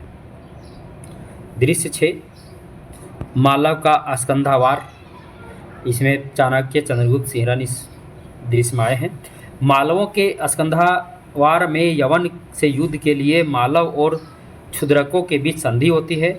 सर्वसम्मत द्वारा चंद्रगुप्त क्या बनता है, तो सेनापति बनता है। यानी यवनों से युद्ध करने के लिए मालव और क्षुद्रकों दोनों के बीच संधि होती है। इस संधि में सर्वसम्मत द्वारा चंद्रगुप्त को क्या बनाया जाता है, तो सेनापति बनाया जाता है। दृश्य 7, पर्वतेश्वर की राजभवन, पात्र अलका और पर्वतेश्वर। माला युद्ध में यवन की सेना की सहायता के लिए पर्वतेश्वर जाना चाहता है। यानी माला युद्ध में यवन की सेना की सहायता के लिए पर्वतेश्वर जाना चाहता है। अलका भी अपनी मुक्ति के उद्देश्य से उसके साथ जाती है। यानी अलका तो शर्त रखती है कि तुम यवन का साथ ना दो तब मैं तुमसे क्या करूँगा, विवाह करूँगा। परंतु पर्वतेश्वर तो खलनायक होता है, कहा जाता है ना, उसका मन बदलने में देरी नहीं लगता है। तो वह क्या करता है, तो पर्वतेश्वर की मदद करने के लिए जाना चाहता है। अब अलका सोचती है कि नहीं, इसके साथ मैं भी चले जाऊँगी तो वहाँ मैं मौका देकर वहाँ से भी मैं इसकी कैद से मुक्त हो जाऊँगी। दृश्य 8, रावी तट। पात्र हैं अलका, मालविका, चंद्रगुप्त। यवनों की आक्रमण की आशंका है। चंद्रगुप्त सिकंदर से युद्ध के लिए तैयार है। इसमें भी एक गीत आया अलका जी का। गीत है, बिखरी किरण अलक व्याकुल हो, विरस वदन पर चिंता लेख। ये अलका का गीत इसमें आया है। दृश्य 9, शिविर है। इसमें कल्याणी, चाणक्य, राक्षस इस शिविर में है। चाणक्य जो है वो कल्याणी और राक्षस को मगध राज्य की रक्षा के लोभ देकर, यानी चाणक्य क्योंकि बहुत कहा जा सकता है कि राजनीति में बहुत आगे थे, तो राजनीतिक बुद्धि लगाते हुए कल्याणी राक्षस को कहते हैं को मगध राज्य की रक्षा का लोभ देकर मगध सैनिक का यवन और मालवों के युद्ध में मालव की सहायता की बातें कहते हैं कि तुम अपने सैनिक को मालवों की सहायता के लिए युद्ध में भेज दो, जिससे क्या होगा, मगध राज्य की रक्षा होगा। दृश्य 10, ये मालव दुर्ग है। इसमें पात्र आए हैं चंद्रगुप्त, मालविका, अलका, सिकंदर, सेल्यूकस। अब दृश्य 10 में क्या हुआ है, मालविका और अलका यवन सैनिकों की आक्रमण की प्रतीक्षा में है। अलका 3 यवन सैनिकों को तीर से आहत कर देती है। सिकंदर आकर अलका को पकड़ना चाहता है, परंतु सिहरन आकर सिकंदर को घायल कर देता है। सिकंदर को यवन सैनिक वहां से ले जाते हैं। सेल्यूकस पुनः चंद्रगुप्त से युद्ध करना चाहता है, परंतु चंद्रगुप्त युद्ध को रोक देता है और सेल्यूकस से कहता है तुम सबसे पहले जाकर अपने जो सम्राट है उसकी क्या करो, तो उसे जो घायल सिकंदर है उसकी जान बचाओ, उसके बाद अगर उसकी जान बच जाए तब आकर हमसे युद्ध करना। और इस तरह क्या होता है, सेल्यूकस वहाँ से फिर सेल्यूकस क्या होता है, वहाँ चला जाता है, युद्ध को बंद कर दिया जाता है। अब चलते हैं तृतीय अंक की ओर। तृतीय अंक में चलते हैं, दृश्य 1। तृतीय अंक में कुल कितने दृश्य हैं, 9 दृश्य हैं। विपाशा तट, इसमें राक्षस, गुप्तचर, सैनिक इत्यादि आए हैं। अब चर द्वारा राक्षस को सुवासिनी का नंद के कारागार में बंदी होने का सूचना मिलता है, यानी चर द्वारा यह सूचना मिलता है कि सुवासिनी जो है वो नंद के कारागार में बंदी है। कुछ सैनिक आकर राक्षस को भी बंदी बनाना चाहते हैं। अब देखिए कुछ सैनिक भी आते हैं, नंद के मगध के सैनिक, वो राक्षस को भी बंदी बनाना चाहते हैं, परंतु चाणक्य द्वारा भेजी गई सैनिकों द्वारा हार कर भाग जाते हैं। राक्षस को अलका और सिहरन का विवाह पत्र मिलता है, और राक्षस को उन्हीं सैनिकों द्वारा, जो सैनिक चाणक्य द्वारा भेजे जाते हैं, उन्हीं सैनिकों द्वारा यह पत्र मिलता है कि अलका और सिहरन का विवाह होने वाला है। दृश्य 2, रावी तट। पर्वतेश्वर आत्महत्या करना चाहता है, परंतु चाणक्य उसे रोक लेते हैं। पर्वतेश्वर अपनी भूल स्वीकार करता है, क्योंकि पर्वतेश्वर एक समय चाणक्य की क्या किया था, तो अपमान किया था। दृश्य 3 है, रावी तट। सिकंदर भारत की प्रशंसा करता हुआ भारत से क्या होता है, तो चला जाता है। याद रखिएगा, तृतीय अंक में ही सिकंदर क्या होता है, भारत की प्रशंसा करते हुए यहाँ से चला जाता है। दृश्य 4, इस दृश्य में चंद्रगुप्त को द्वंद्व युद्ध के लिए फिलिप्स क्या करता है, निमंत्रण, यानी फिलिप्स का निमंत्रण मिलता है चंद्रगुप्त को कि तुम मुझसे द्वंद्व युद्ध करो। द्वंद्व युद्ध क्या होता है, जिसमें एक का मरना निश्चित होता है। दृश्य 5, मगध की रंगशाला। आ गया नंद का, तो नंद राक्षस सुवासिनी, मगध का रंगशाला यानी नंद का जो भवन है वो आ गया। नशे में धुत नंद सुवासिनी का हाथ पकड़ता है, परंतु राक्षस आकर नंद से सुवासिनी की रक्षा करता है। इसमें गीत आया है सुवासिनी का, आज इस यौवन के माधवी कुंज में कोकिल बोल रहा। दृश्य 6, कुसुमपुर का प्रांत। इसमें पात्र चाणक्य, मालविका और अलका। चाणक्य कुसुमपुर में विद्रोह को भड़काने की योजना बनाता है। भूमि खोदकर, अभी देखिए इसी दृश्य में भूमि खोदकर सकटार बंदी गृह से बाहर आता है। शायद कहीं कहीं ये भी बताया गया है कि जब सकटार को बंदी गृह में बंद कर दिया जाता है, उनके पुत्रों सहित उसे बंद कर दिया जाता है। जब उनके सभी पुत्रों की मृत्यु हो जाती है, तो अपने पुत्रों की हड्डियों से वो क्या करता है, तो भूमि खोद कर अंदर गुफा बनाकर क्या होता है, भूमि खोद कर गुफा बनाकर बाहर निकलता है। ऐसा भी कहीं लिखा हुआ है, ये भी पता चला है। तो भूमि खोदकर सकटार बंदी गृह से बाहर आता है। चाणक्य और सकटार नंद वंश का नाश करने की योजना बनाते हैं, क्योंकि दोनों का चाणक्य को भी नंद से प्रतिशोध लेना था, इसलिए दोनों मिलकर क्या करते हैं, नंद वंश का नाश करने का योजना बनाते हैं। दृश्य 7, ये नंद का राज मंदिर है। मौर्य पत्नी राजा नंद से अपने पति की मुक्ति की याचना करती है, परंतु नंद उसे प्रताड़ित करता है। नंद मौर्य पत्नी और वररुचि को बंदी बनाता है। मालविका के पास राक्षस का पत्र है, जिसके कारण उसे भी पकड़ लिया जाता है। देखिए यहाँ किनको किनको पकड़ लिया जाता है, तो सबसे पहले मौर्य पत्नी अर्थात चंद्रगुप्त की माता, जो नंद से अपने जो पति है यानी मौर्य सेनापति की मुक्ति की याचना करती है, परंतु उसे और प्रताड़ित किया जाता है। साथ ही साथ नंद क्या करता है, मौर्य पत्नी और वररुचि दोनों को बंदी बना लेता है। यहाँ तक कि मालविका के पास राक्षस का पत्र है, इसलिए मालविका को भी क्या कर लिया जाता है, तो पकड़ लिया जाता है। नंद राक्षस और सुवासिनी को भी बंदी बनाने का आदेश देता है, और नंद बोलता है कि राक्षस सुवासिनी सभी को क्या करो, तो बंदी बना दो। दृश्य 8, कुसुमपुर। चाणक्य को चंद्रगुप्त और फिलिप्स के नंद द्वंद्व युद्ध में, अब देखिए चाणक्य को चंद्रगुप्त और फिलिप्स का द्वंद्व युद्ध, क्योंकि फिलिप्स पत्र भेजा था चाणक्य चंद्रगुप्त के पास कि तुम मुझसे द्वंद्व युद्ध करो, इसके लिए वह भेजा था। अब चाणक्य को पता चलता है चंद्रगुप्त और फिलिप्स के द्वंद्व युद्ध में फिलिप्स की मृत्यु की खबर मिल चुकी है, अर्थात उन्हें मिल जाती है कि चाणक्य को यह खबर मिलती है कि चंद्रगुप्त और फिलिप्स के द्वंद्व युद्ध में फिलिप्स मारा गया। गुफा का द्वार खुलने से मौर्य, यानी गुफा का द्वार खोल दिया जाता है। गुफा का द्वार खुलने से मौर्य, मालविका, सकटार, वररुचि और चंद्रगुप्त क्या होते हैं, बाहर आते हैं। दृश्य 9, नंद की रंगशाला फिर आ गया। नंद राक्षस और सुवासिनी को अंधकूप में भेजने का आदेश देता है, तभी उत्तेजित नागरिक वहां आकर विरोध करते हैं। नंद उन्हें भी बंदी बनाने का आदेश देता है। उसी समय चंद्रगुप्त सैनिक सहित नंद के साथ युद्ध करता है। युद्ध कर उसे क्या करता है, तो बंदी बना लेता है। अब देखिए इसी मौका के ताक में इसी मौका के ताक में सक्टार रहता है। सक्टार अपना प्रतिशोध लेते हुए नंद की क्या करता है तो हत्या कर देता है। चाणक्य के इच्छानुसार नंद का अमात्य राक्षस चंद्रगुप्त को नंद का सिंहासन पर बैठाकर मगध का नया सम्राट बनाता है। जब नंद की मृत्यु हो जाती है सक्टार के हाथों, तो मगध का नया सम्राट कौन बनता है तो मगध का नया सम्राट चंद्रगुप्त को बनाया जाता है। अब चलते चतुर्थ अंक की ओर। 4 अंकों की यह नाटक थी और मैं जितने भी महत्वपूर्ण बिंदु थे उसे लेकर आए। दृश्य 1, मगध का राजकीय उपभवन है। मदिरा के नशे में धूत पर्वतेश्वर कल्याणी से जबरदस्ती करता है। कल्याणी अपनी रक्षा करते हुए छुरा निकालकर पर्वतेश्वर की हत्या कर देती है। जब चंद्रगुप्त वहां आता है तो अपना मान सम्मान का ठेस पहुंचना समझते हुए वह स्वयं भी आत्महत्या कर लेती है, क्योंकि कल्याणी का हाथ पकड़ पर्वतेश्वर कल्याणी को जबरदस्ती करता है, उसका हाथ वगैरह सब पकड़ लेता है। अब वह चंद्रगुप्त के सामने यह नहीं चाहती कि वो अपना मान सम्मान का ठेस पहुँचा, ऐसा उसे लगता है और वो क्या करती है, खुद भी आत्महत्या कर लेती है। अब देखिए, कल्याणी चंद्रगुप्त से प्रेम करती थी, परंतु चंद्रगुप्त का नंद के विरोधी होने की वजह से नहीं कह पाई। याद रखिएगा, कल्याणी जो है वह चंद्रगुप्त से प्रेम करती थी, लेकिन वह इसलिए न कह पाई चंद्रगुप्त से क्योंकि नंद का विरोधी था चंद्रगुप्त, लेकिन वह प्रेम करती थी। ऐसे एक गीत आया है, सुधा सीकर से नहला दो ये मोती बन जाए, ये कल्याणी का है। इसमें क्योंकि अंक 4 में 7 गीत आए हैं, आपको पता है। अब दृश्य 2 में चलते हैं। पथ में राक्षस और सुवासिनी। यह दृश्य राक्षस सुवासिनी के प्रेम प्रसंग से जुड़ा है, याद रखिएगा। दृश्य जो 3 है वह जो चाणक्य और सुवासिनी के प्रेम संबंधों से जुड़ा हुआ है।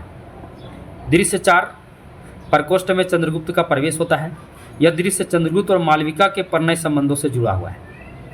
दृश्य 5 में चलते हैं तो दृश्य 5 राज मंदिर का एक प्रांत है। यह दृश्य चाणक्य और चंद्रगुप्त के वार्तालाप से जुड़ा है। चाणक्य, सिहरन, माता पिता सभी चंद्रगुप्त को अकेला छोड़कर वहाँ से क्या होते हैं, सभी वहाँ से चले जाते हैं, यानी चंद्रगुप्त अपने आप को अकेला महसूस करता है। दृश्य 6 में क्या हुआ है, सिंधु तट पर पर्णकुटीर। यहाँ इस दृश्य में चाणक्य और कात्यायन की चर्चा है। कात्यायन के माध्यम से चाणक्य को यह पता चलता है कि राक्षस जो है वो सेल्यूकस की पुत्री कार्नेलिया को पढ़ाता है तथा गंधार में उपद्रव का जो हो रहा है वह उसी के कारण हो रहा है। आंभिक आकर चाणक्य को झेलम तट की रक्षा का आश्वासन देता है, अर्थात उसका हृदय परिवर्तन होता है, इसलिए वह आश्वासन देता है। चाणक्य सुवासिनी से प्रेम करता है, परंतु वह राक्षस का सुवासिनी से विवाह कराकर अपना राज्य राक्षस को सौंपने की सोचता है। दृश्य 7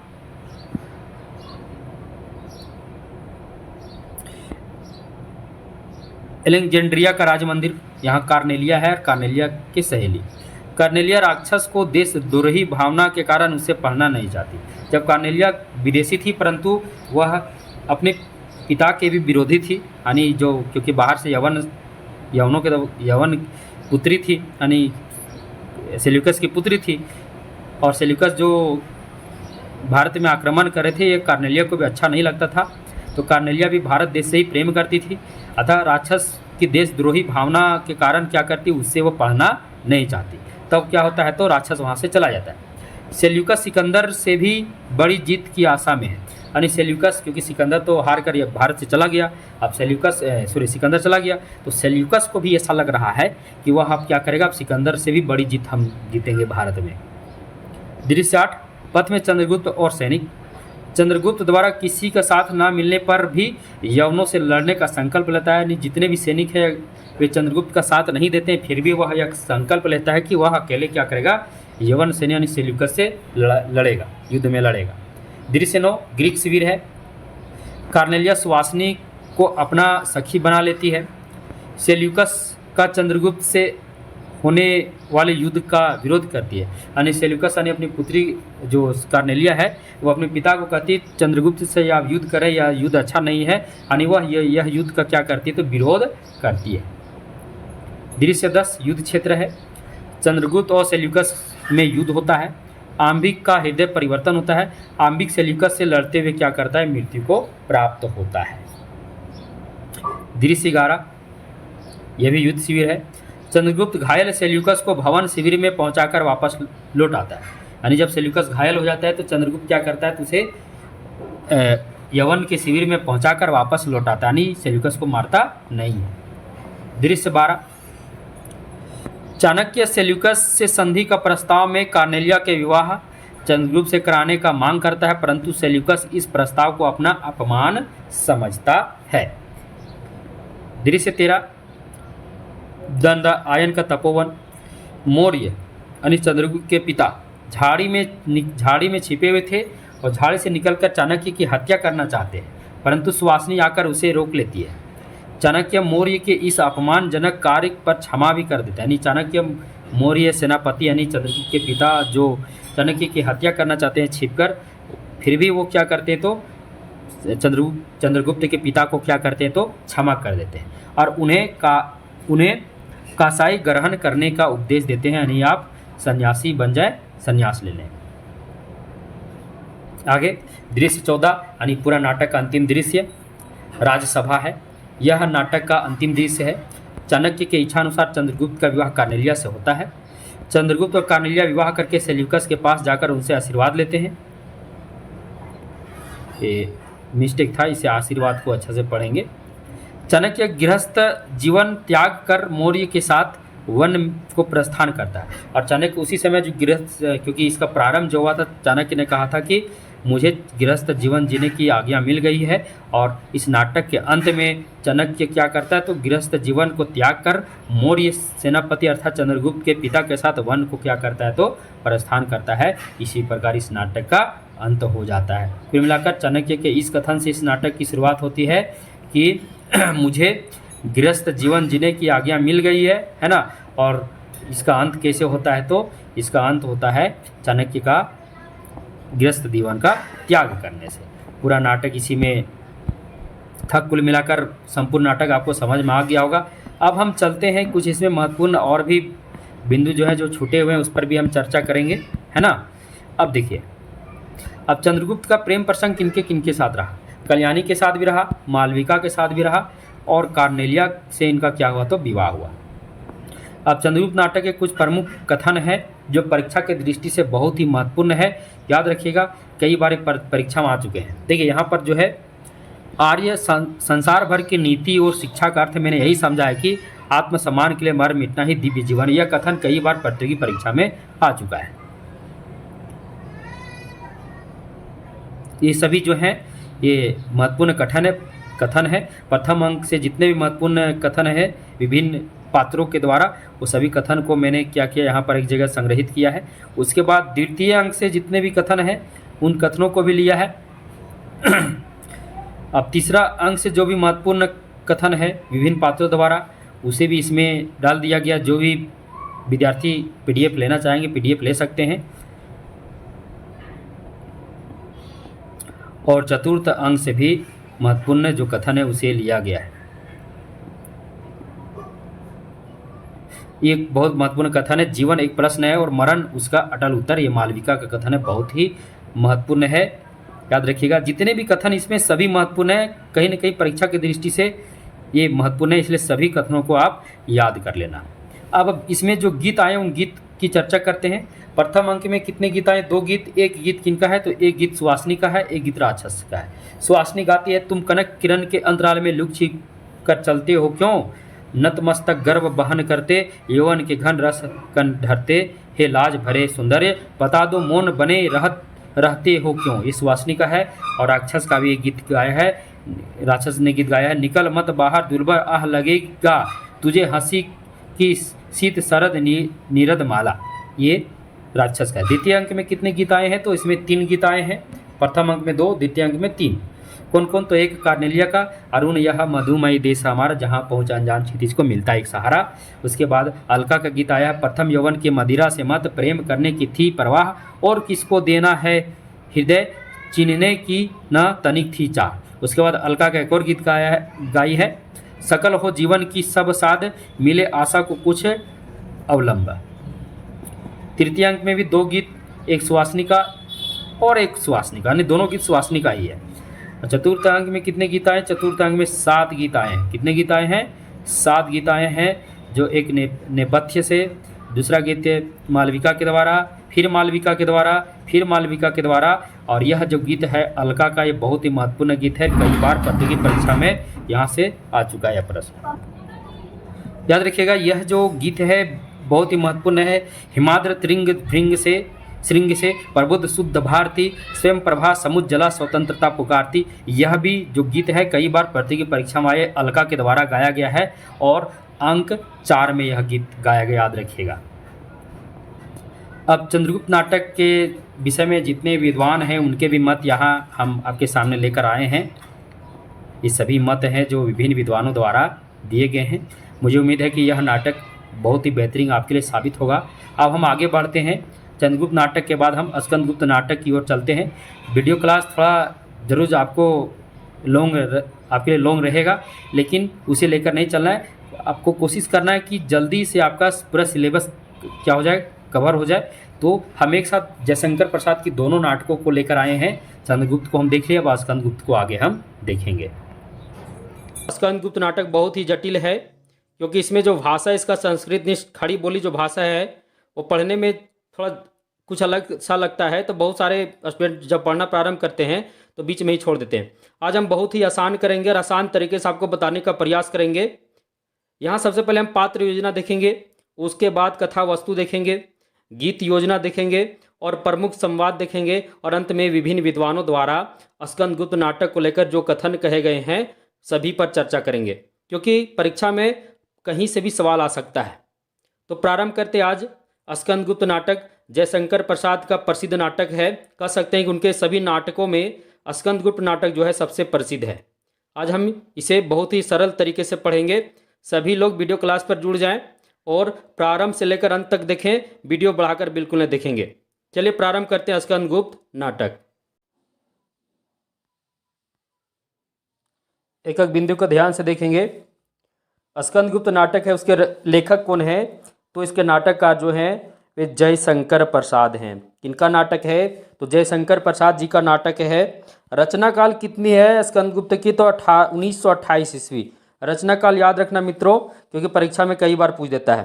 तो स्कंदगुप्त का रचना काल क्या है? 1928। और यह कितने अंकों का नाटक है? तो 5 अंकों का नाटक है। कितने अंकों का नाटक है? 5 अंकों का नाटक है। स्कंदगुप्त का रचना काल 1928 ईस्वी है। किनका नाटक है? जयशंकर प्रसाद का नाटक है।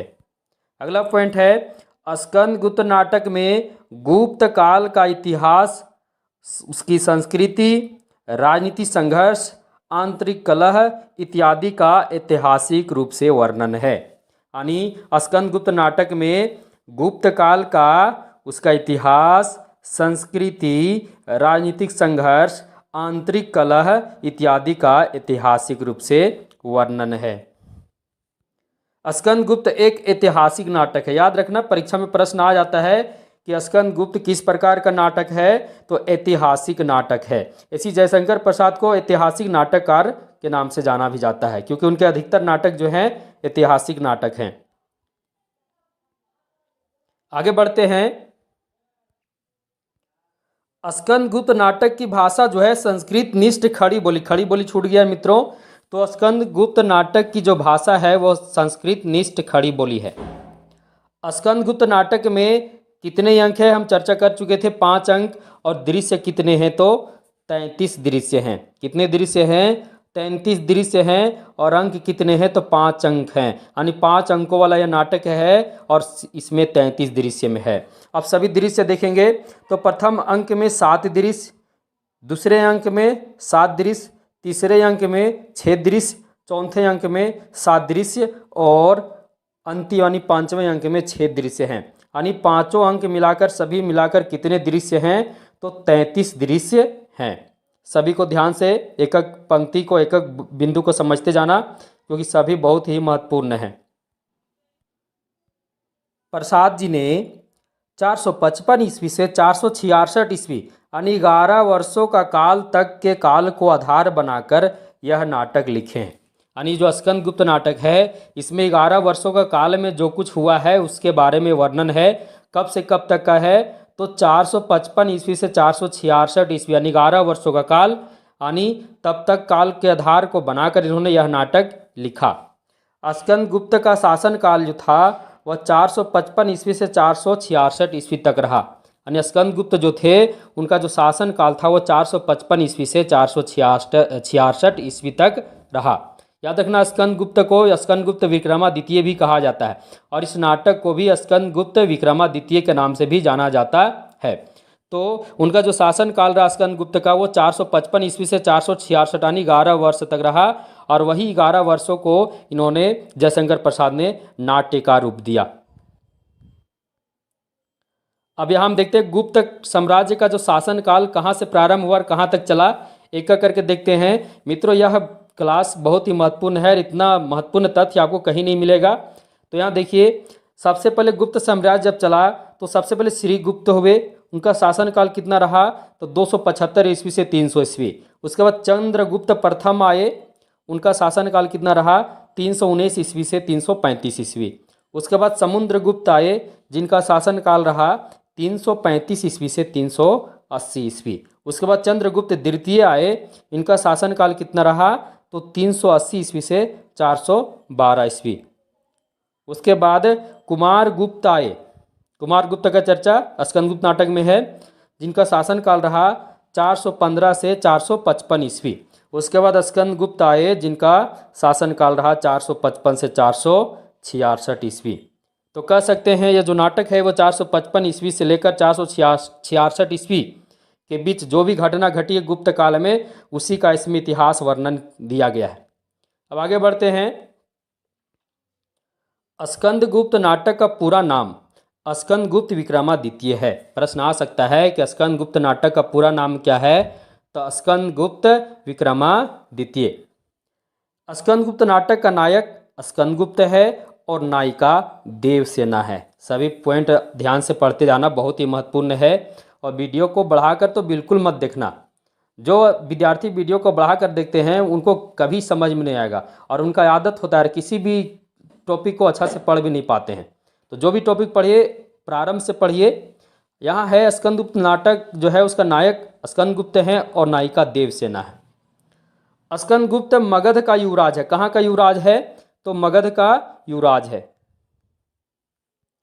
जयशंकर प्रसाद ने स्कंदगुप्त नाटक को 4 उपशीर्षकों के आधार पर ऐतिहासिकता प्रदान की। यानी स्कंदगुप्त नाटक जो है उसमें उन्होंने 4 उपशीर्षक के आधार पर उन्होंने इसको लिखा है। इसमें चर्चा है पहला मगध का गुप्त वंश, मालवा का राजवंश, विक्रमादित्य और कालिदास। ये 4 उपशीर्षक के आधार पर स्कंदगुप्त नाटक की रचना किए। स्कंदगुप्त नाटक में खलनायक यानी शत्रु के रूप में हुन और पुष्यमित्र हैं। खासकर हुन का चर्चा अधिक है, यानी हुनों का आक्रमण बार बार होता है। तो इसे ध्यान में रखना कि स्कंदगुप्त नाटक में शत्रु के रूप में कौन है तो हुन लोग हैं। यानी हुनों का आक्रमण बार बार स्कंदगुप्त नाटक में दिखाया गया है। और सिंघिल जो है हुन का आक्रमणकारी है और यही बार बार क्या करता है मगध पर या मालवा पर आक्रमण करता है। आगे है स्कंदगुप्त नाटक में शेक्सपियर के हेमलेट का प्रभाव है। खासकर जो स्कंदगुप्त पात्र है इस पर शेक्सपियर का हेमलेट का प्रभाव है। स्कंदगुप्त नाटक का मुख्य रस क्या है तो वीर रस है। कौन सा रस है? वीर रस है। परंतु श्रृंगार रस का भी सुंदर समायोजन है, क्योंकि इस स्कंदगुप्त नाटक में कहीं कहीं प्रेम का भी समायोजन है, तो श्रृंगार रस आना अनिवार्य है। तो मुख्य रूप से जो अंगी रस, इसका मुख्य अंगी रस जो है जिसको कह सकते हैं वो कौन है? वीर रस है, याद रखना। आगे बढ़ते हैं। स्कंदगुप्त अपनी जीत का समाचार अपने पिता के निधन के बाद अपनी माता को जाकर ठीक उसी प्रकार सुनाता है जिस प्रकार भगवान श्री कृष्ण अपने शत्रु कंस वध का समाचार अपनी माता देवकी को सुनाया था। यानी स्कंदगुप्त अपनी जीत का समाचार, यानी जिस प्रकार भगवान श्री कृष्ण कंस का वध किए थे, कंस का वध करने के बाद जब वो अपनी माता देवकी को जब कारागृह में जब देवकी के पास गए थे अपनी माता के पास, तो कंस को किस प्रकार वध किए थे ठीक उसी प्रकार स्कंदगुप्त भी अपनी माता देवकी को उसी प्रकार समाचार सुनाती जिस प्रकार कंस वध के बाद श्री कृष्ण अपनी माता को सुनाए थे। हमें उम्मीद है समझ में आ गया होगा। आगे देखिए, सर्वप्रथम स्कंदगुप्त नाटक का मंचन भारतेंदु मंडल द्वारा 1938 ईस्वी में किया गया। बहुत ही महत्वपूर्ण तथ्य है कि सबसे पहले स्कंदगुप्त नाटक का मंचन कहाँ के सबसे पहले कब खेला गया, तो भारतेंदु मंडली द्वारा 1938 ईस्वी में खेला गया था। अब आगे बढ़ते हैं। स्कंदगुप्त नाटक में मगध, उज्जैनी, काबुल और मालवा इत्यादि स्थानों का वर्णन है। स्कंदगुप्त नाटक में जो है वो मगध, उज्जैनी, काबुल और मालवा इत्यादि स्थानों का क्या है, वर्णन है। स्कंदगुप्त नाटक में राष्ट्र प्रेम और वीरत्व भाव की अभिव्यंजना हुई है। स्कंदगुप्त नाटक में राष्ट्र प्रेम और वीरत्व भाव की अभिव्यंजना हुई है। अब हम आगे बढ़ते हैं। अब स्कंदगुप्त नाटक के पात्र योजना को देखते हैं। एक एक करके सभी पात्रों को देखेंगे। अब हम स्कंदगुप्त नाटक के पात्र योजना को देखते हैं। सबसे पहले स्कंदगुप्त नाटक में कुल 25 पात्र हैं। कितने पात्र हैं, तो 25 पात्र हैं, जिसमें से पुरुष पात्र 17 और नारी पात्र 8 हैं। और भी अनेक पात्र हैं जो गौण पात्र हैं। तो यहाँ जो मुख्य रूप से जो पात्र स्त्री पात्रों में देखते हैं, देवकी कौन है, तो कुमार गुप्त की बड़ी रानी है और स्कंदगुप्त की माता है। उसके बाद अनंत देवी कौन है, तो अनंत देवी जो है वह कुमार गुप्त की छोटी रानी है और पूर्व गुप्त की माता है, यानी स्कंदगुप्त की सौतेली माता है। जयमाला बंधु वर्मा की स्त्री और मालवा की रानी है। जयमाला कौन है, तो बंधु वर्मा की स्त्री है और मालवा की रानी है। देवसेना बंधु वर्मा की बहन है। विजया मालवा के धन कुबेर की कन्या है। उसके बाद है कमला कौन है, भटार्क की जननी है।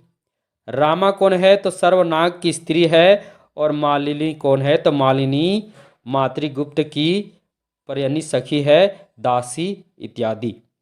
तो ये सभी क्या थे, तो स्कंदगुप्त नाटक के प्रमुख पात्र थे। अब हम आगे बढ़ते हैं। स्कंदगुप्त नाटक का सार देखते हैं, उसका सारांश देते, क्योंकि सारांश पढ़ने के बाद ही आपको समझ में आएगा कि स्कंदगुप्त नाटक में आखिर हुआ क्या है। तो चलते हैं सारांश की ओर। स्कंदगुप्त नाटक का एक एक अंक का हम सारांश देखें, उसका कथा वस्तु देखेंगे तो पढ़ते चलेंगे। कुमार गुप्त के मृत्यु के पश्चात कुमार गुप्त की दूसरी रानी अनंत देवी अपने पुत्र पूर्व गुप्त को मगध का सम्राट बनाना चाहती है और स्कंदगुप्त की माता देवकी को क्या करना चाहती है, यानी कुमार गुप्त की पहली रानी है जो देवकी और मगध राज्य की महारानी भी है। तो जैसे ही कुमार गुप्त का मृत्यु होता है तो उसकी दूसरी रानी अनंत देवी जो है अपने पुत्र पूर्वगुप्त को क्या बनाना चाहती है, तो मगध राज्य का सम्राट बनाना चाहती है और देवकी को नीचा दिखाना चाहती है। कुमार गुप्त के मृत्यु का समाचार सुनते ही कुमार मात्य, पृथ्वी सेन, महादंड नायक और महाप्रतिहार आत्महत्या कर लेते हैं। यानी जैसे इनको सूचना मिलता है कुमार मात्य, पृथ्वी सेन, महादंड नायक और महाप्रतिहार को कि हमारे राजा नहीं रहे, तैसे वे क्या करते हैं, आत्महत्या कर लेते हैं। स्कंदगुप्त का मालवा का सहायता में जाने से हुनों का मगध पर अत्याचार बढ़ते देख गोविंद गुप्त सन्यासी के वेश में आकर सबकी रक्षा करता है और उधर मालवा में स्कंदगुप्त सही समय पर जाकर हुनों और शकों को पराजित कर विजया की सुंदरता पर आकर्षित होता है। यह ध्यान देना, प्रथम अंक में यही हुआ है कि कुमार गुप्त की मृत्यु हो जाती है। उसके बाद अनंत देवी क्या करती है, अपने पुत्र जो उसका पूर्व गुप्त है उसे क्या चाहती है, मगध का सम्राट बनाना चाहती है, क्योंकि उस समय स्कंदगुप्त वहाँ उपस्थित नहीं होता है। और उधर स्कंदगुप्त कहाँ गया और रहता है, तो मालवा से सहायता मांगा जाता है, मालवा देश से, क्योंकि मालवा देश पर हुनों का आक्रमण बढ़ जाता है। तो वहाँ से सहायता के लिए वहाँ से सूचना आता है कि मुझे सहायता हमें चाहिए, तो वहाँ मालवा की सहायता के लिए स्कंदगुप्त चले जाते हैं। इसका फायदा उठाते हुए अनंत देवी अपने पुत्र पुरगुप्त को मगध का सम्राट बनाना चाहती है।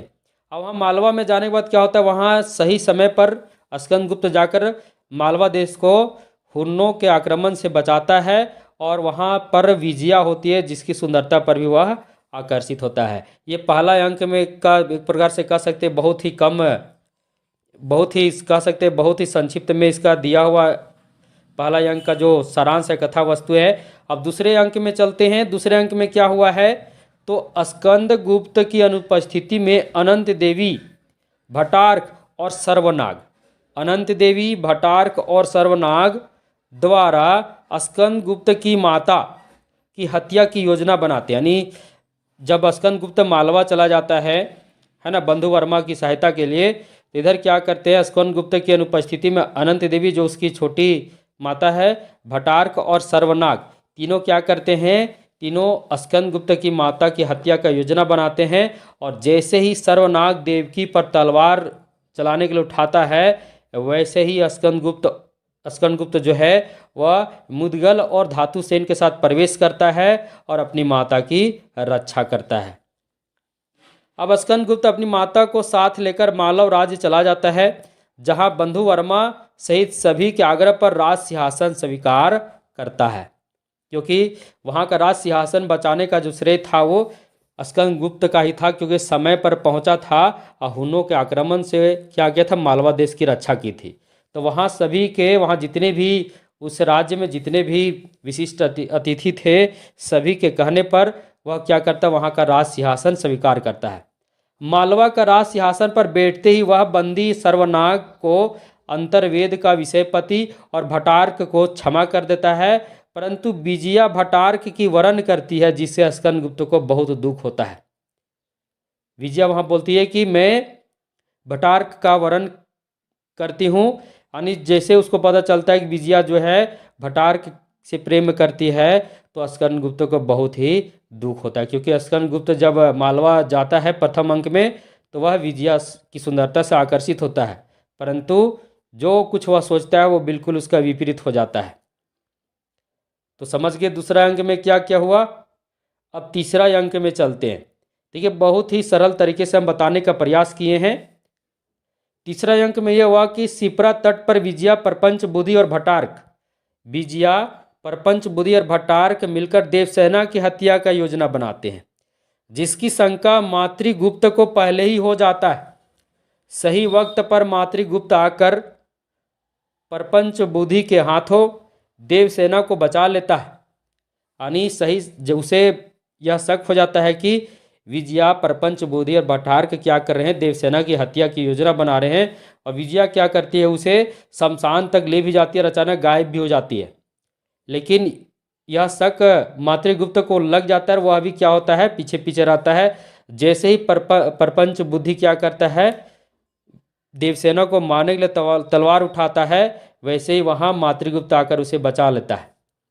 उधर रण क्षेत्र में हुर्नों की सेना से युद्ध करते बंधु वर्मा वीरगति को प्राप्त होता है। और उधर रण क्षेत्र में क्या होता है, बंधु वर्मा हुर्नों की सेना से युद्ध करते वीरगति को प्राप्त करता है।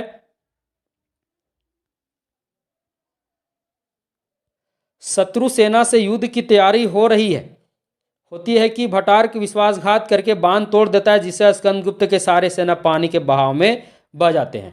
यानी उधर रण क्षेत्र में बंधु वर्मा वीरगति को प्राप्त करता है। उसके बाद क्या होता है, सभी शत्रु सेना से युद्ध की तैयारी कर ही रहे होते हैं, स्कंदगुप्त के कह सकते उन्हीं के मार्गदर्शन में। तो सेना से युद्ध की तैयारी कर ही रहते हैं कि भटार्क क्या करता है, विश्वासघात कर देता है और जो एक बांध होता है, पानी का बहुत बड़ा बांध, उसे तोड़ देता है, जिससे क्या होते हैं, स्कंदगुप्त के सारे सेना पानी के बहाव में बह जाते हैं। ये अंक 3 में हुआ है। एक बार फिर से समझ लें, अंक 3 में जो मुख्य प्रसंग है उसी को लेकर आए हैं। इसमें जो मुख्य रूप से हुआ कि देवसेना की हत्या का योजना बनाया जाता है, जिसे देवसेना की हत्या की योजना बनाया जाता है, परंतु मातृगुप्त समय पर आकर उसे बचा लेता है। और जिससे उनको क्या मिलता है, उसके उपलक्ष्य में मातृगुप्त को कश्मीर राज्य भी दे दिया जाता है। उसके बाद इसमें एक और हुआ है कि हुर्नों के आक्रमण में हुर्नों से युद्ध करते करते बंधु वर्मा वीरगति को प्राप्त करता है। और जब स्कंदगुप्त हुनों से युद्ध के लिए तैयारी कर रहा होता है तभी क्या कहता है, भटार्क फिर से विश्वासघात करता है, हुनों से मिलकर बांध को तोड़ देता है, जिससे स्कंदगुप्त के सारे सेना पानी के बहाव में बह जाते हैं। अब चौथा अंक में क्या होता है, भटार्क के शिविर में जब माता देवकी को जब स्कंदगुप्त का मृत्यु की खबर मिलती है तो वह प्राण त्याग करती है। यानी भटार्क के शिविर में माता देवकी जाती है और उसे पता चलता है कि क्योंकि पानी का बहाव जो हुआ था उसमें सारे सैनिक बहकर मर गए थे, तो सबको ऐसा लगता है कि स्कंदगुप्त भी उस पानी के बहाव में बह गया होगा। तो यह जब स्कंदगुप्त के बारे में भटार्क के शिविर में भटार्क के द्वारा यह खबर मिलती है कि तुम्हारा पुत्र स्कंदगुप्त इस दुनिया में नहीं रहा, तो उसकी मृत्यु का खबर सुनकर क्या होता है कि माता देवकी क्या करती है, प्राण त्याग करती है। कमला को समझाने पर भटार्क का हृदय परिवर्तन होता है। फिर कमला जब समझाती है तो भटार्क का हृदय परिवर्तन होता है और वह देश सेवा के लिए संकल्प लेता है। और उधर क्या होता है, उधर कश्मीर पर हुनों का आक्रमण की सूचना पाकर मातृगुप्त कश्मीर राज छोड़ देता है, मतलब वहाँ त्याग कर देता है। क्योंकि कश्मीर राज्य मातृगुप्त को क्यों मिला था, देवसेना की रक्षा के लिए। तो जैसे ही पता चलता है कि यहाँ पर आक्रमण करने के लिए हुनों का आक्रमण होने वाला है, तैसे मातृगुप्त क्या करता है, कश्मीर का राज छोड़ देता है, उसको त्याग कर देता है।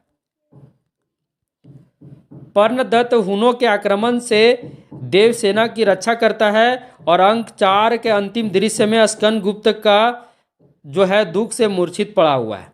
जब उसे बहुत ही दुख आता है, सभी लोग मर जाते हैं, कोई बचता नहीं है, उसी दुख में वो क्या है, अचेत पड़ा हुआ है। ये अंक 4 में हुआ है। अब हम अंक 5 में चलते हैं। अंक 4 को एक बार पुनः देख लेते हैं। अंक 4 में क्या क्या हुआ, तो भटार्क के शिविर में माता देवकी को पता चला कि स्कंदगुप्त नहीं रहा, वह प्राण त्याग करती है। उधर कमला के समझाने पर भटार्क जो विश्वासघात करता है, परंतु जब कमला उसे समझाती है तो उसका हृदय परिवर्तन होता है और वह संकल्प लेता है कि अब देश के साथ विश्वासघात नहीं करेगा, देश के लिए अब वह क्या करेगा, अपने देश के लिए सब कुछ करेगा और वह संकल्प लेता है। उधर कश्मीर पर हुनों का आक्रमण से क्या करता है, मातृगुप्त भी क्या करता है, तो कश्मीर का जो राज है उसका त्याग कर देता है। और पर्णदत्त हुनों का आक्रमण से देवसेना की रक्षा भी करता है। और अंक 4 के अंतिम में क्या होता है, बेचारा स्कंदगुप्त दुखी है, अचेत पड़ा हुआ है। अब अंक 5 में जो अंतिम अंक है, 5 अंकों का यह नाटक था। अंतिम अंक में क्या होता है, कनिष्ठ स्तूप के पास महादेवी देवकी की समाधि के पास पर्णदत्त और देवसेना रहती है। यानी माता जो देवकी जो प्राण त्याग कर देती है, उसका जो कहाँ पर उसका समाधि है, तो कनिष्ठ स्तूप के पास। याद रखना, परीक्षा में प्रश्न आ सकते हैं। तो कनिष्ठ स्तूप के पास महादेवी देवकी का समाधि के पास पर्णदत्त और देवसेना रहती है। वहीं स्कंदगुप्त आता है और वहीं पर स्कंदगुप्त आता है और अपनी माँ की समाधि के पास बहुत रोता है। स्कंदगुप्त देवसेना से विवाह का प्रस्ताव रखता है, जिसे देवसेना अस्वीकार कर देती है। जिसे देवसेना क्या करती है, अस्वीकार कर देती है, जिसके प्रतिक्रिया में स्कंदगुप्त आजीवन कुमार रहने का प्रण लेता है। देवसेना के जाने के बाद विजया उसे अपने रूप के मोह में बांधना चाहती, किसे, तो स्कंदगुप्त को, परंतु असफल रहती है। भटार्क द्वारा लज्जित करने पर विजया क्या कर लेती है, तो विजया आत्महत्या कर लेती है। विजया के शव को दफनाने के लिए भूमि खोदते समय रत्नों का भंडार मिल जाता है, जिससे पुनः सेना संगठन बनाया जाता है। हुनों की सेना के साथ सिंगिल मगध पर आक्रमण करता है, परंतु पराजित होकर बंदी बनाकर छोड़ दिया जाता है। यानी हुनों की सेना का सिंगिल क्या करता है, मगध पर आक्रमण करता है, परंतु पराजित हो जाता है और उसे बंदी भी बना दिया जाता है, परंतु फिर छोड़ दिया जाता है, दोबारा यहाँ पर आने की जरूरत मत करना, और उसे छोड़ दिया जाता है। नाटक के अंत में स्कंदगुप्त पुरगुप्त को मगध का सिंहासन देकर क्या करता है, संन्यास ले लेता है। तो अंक 5 में क्या क्या हुआ, तो अंक 5 में हम ये देखें कि माता जो देवकी है, उनकी समाधि पर पर्णदत्त और देवसेना है उनकी रक्षा कर रही है, मतलब उस समाधि की। और वहीं पर स्कंदगुप्त आता है और अपनी माँ की समाधि को देखकर क्या करता है, बहुत रोता है। और वहीं पर स्कंदगुप्त देवसेना को मतलब अपना जीवन साथी बनाने के लिए प्रस्ताव रखता है, परंतु देवसेना अस्वीकार कर देती है। वो बोलती है मैं आपकी दासी हूँ, आपकी दासी ही बनी रहनी चाहती हूँ। उसके बाद क्या होता है कि उसके बाद देवसेना जब जाती है तब उसके बाद क्या होता है, जब स्कंदगुप्त को देवसेना क्या करती है, स्कंदगुप्त का विवाह प्रस्ताव को अस्वीकार कर देती है, तब स्कंदगुप्त क्या करता है, आजीवन कुमार रहने का प्रण लेता है। यानी आजीवन वो क्या रहने का प्रण लेता है, तो कुमार रहने का प्रण लेता है। कुमार मतलब कुमारा जिसका विवाह नहीं होता है। उसके बाद जब देवसेना जाती, विजया आती, जो चाहती है क्या, अपने रूप मोह में स्कंदगुप्त को बांधना चाहती है, परंतु असफल रहती है। और वहीं पर भटार कहा जाता है, भटार को उसे लज्जित करता है, तो विजया क्या करती है, आत्महत्या कर लेती है। अब विजया को शव को दफनाने के लिए जब गड्ढा खोदा जाता है, तो गड्ढे से क्या मिलता है, रत्नों का भंडार मिलता है, जिससे पुनः से सेना संगठन बनाया जाता है। और हुन से फिर पुनः युद्ध करके उन्हें क्या क्या पराजित कर दिया जाता है। और नाटक के अंत में क्या करता है, तो स्कंदगुप्त पुरगुप्त को मगध का सिंहासन देकर संन्यास ले लेता है। ये अंक 5 में हुआ। मुझे उम्मीद है कि आपको पूरा सारांश समझ में आ गया होगा। एक अगर एक बार में नहीं तो 2 बार देख लेना, 3 बार देख लेना, निश्चित आपको पूरा कथा वस्तु समझ में आ जाएगा। अब आगे बढ़ते हैं, स्कंदगुप्त नाटक की गीत योजना देखते हैं। स्कंदगुप्त नाटक में कुल कितने गीत हैं, तो स्कंदगुप्त नाटक में कुल 17 गीत हैं। कितने गीत हैं, 17 गीत हैं। उसमें से जो मुख्य गीत है उसे हम लेकर आए, जिससे परीक्षा में प्रश्न आते हैं। हिमालय के आंगन में उसे प्रथम किरणों का दे उपहार, हिमालय के आंगन में उसे प्रथम किरणों का दे उपहार। ये किनके द्वारा गाया गया है, तो मातृगुप्त के द्वारा गाया गया है अंक 5 में। आगे, शून्य गगन में खोजता जैसे चंद्र निराश, शून्य गगन में खोजता जैसे चंद्र निराश, ये देवसेना का गीत है। आगे है, बहुत ही महत्वपूर्ण है, आह वेदना मिली विदाई मधुकरियों की भीख लुटाई, आह वेदना मिली विदाई मधुकरियों की भीख लुटाई। बहुत ही महत्वपूर्ण पंक्ति है। कह सकते परीक्षा में अगर कोई पंक्ति उठाता है तो यहीं से उठाता है। ये देवसेना का गीत है अंक 5 में। कब का है, अंक 5 में। आगे, बजा दो वेणु मन मोहन बजा दो, इसे आनंदमय जीवन बना दो। ये किसके द्वारा कहा गया है, ये गीत जो है ये स्कंदगुप्त का गीत है, चतुर्थ अंक में, यानी चौथा अंक में। यानी 5 अंकों का यह नाटक था। इसमें से जो प्रमुख गीत थे वे सभी गीत को आपको बताने का प्रयास किया। याद रखना इसमें कुल गीत कितने हैं, तो कुल 17 गीत हैं। कितने गीत हैं, तो कुल 17 गीत हैं, जिसमें से प्रमुख गीत जो थे वे गीत आपके सामने लेकर हम आए। इस सभी गीत को क्या करना, याद कर लेना, क्योंकि परीक्षा में यहीं से प्रश्न आते हैं। अब प्रमुख संवादों को देखते हैं।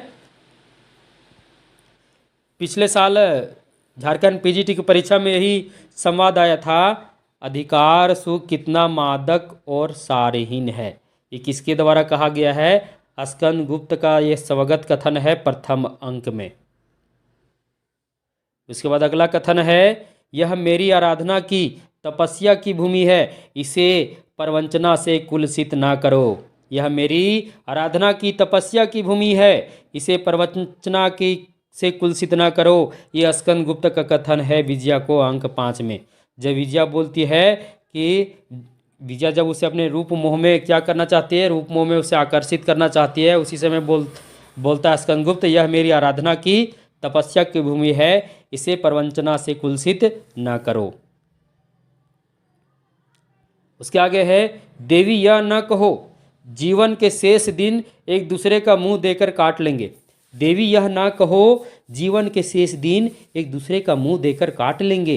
ये कब स्कंदगुप्त का कथन है, देवसेना को कब का है, जब देवसेना के सम्मुख वह विवाह का प्रस्ताव रखता है और देवसेना अस्वीकार कर देती है, तब स्कंदगुप्त करता है, देवी यह ना कहो जीवन के शेष दिन एक दूसरे का मुंह देकर काट लेंगे।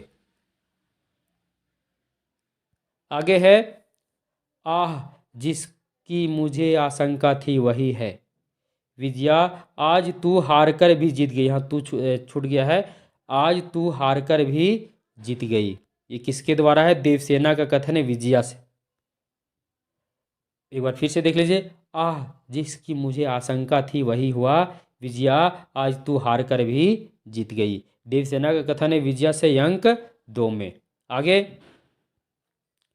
आह, कहना ही पड़ा, स्कंदगुप्त को छोड़कर ना तो कोई दूसरा आया और वह ना जाएगा।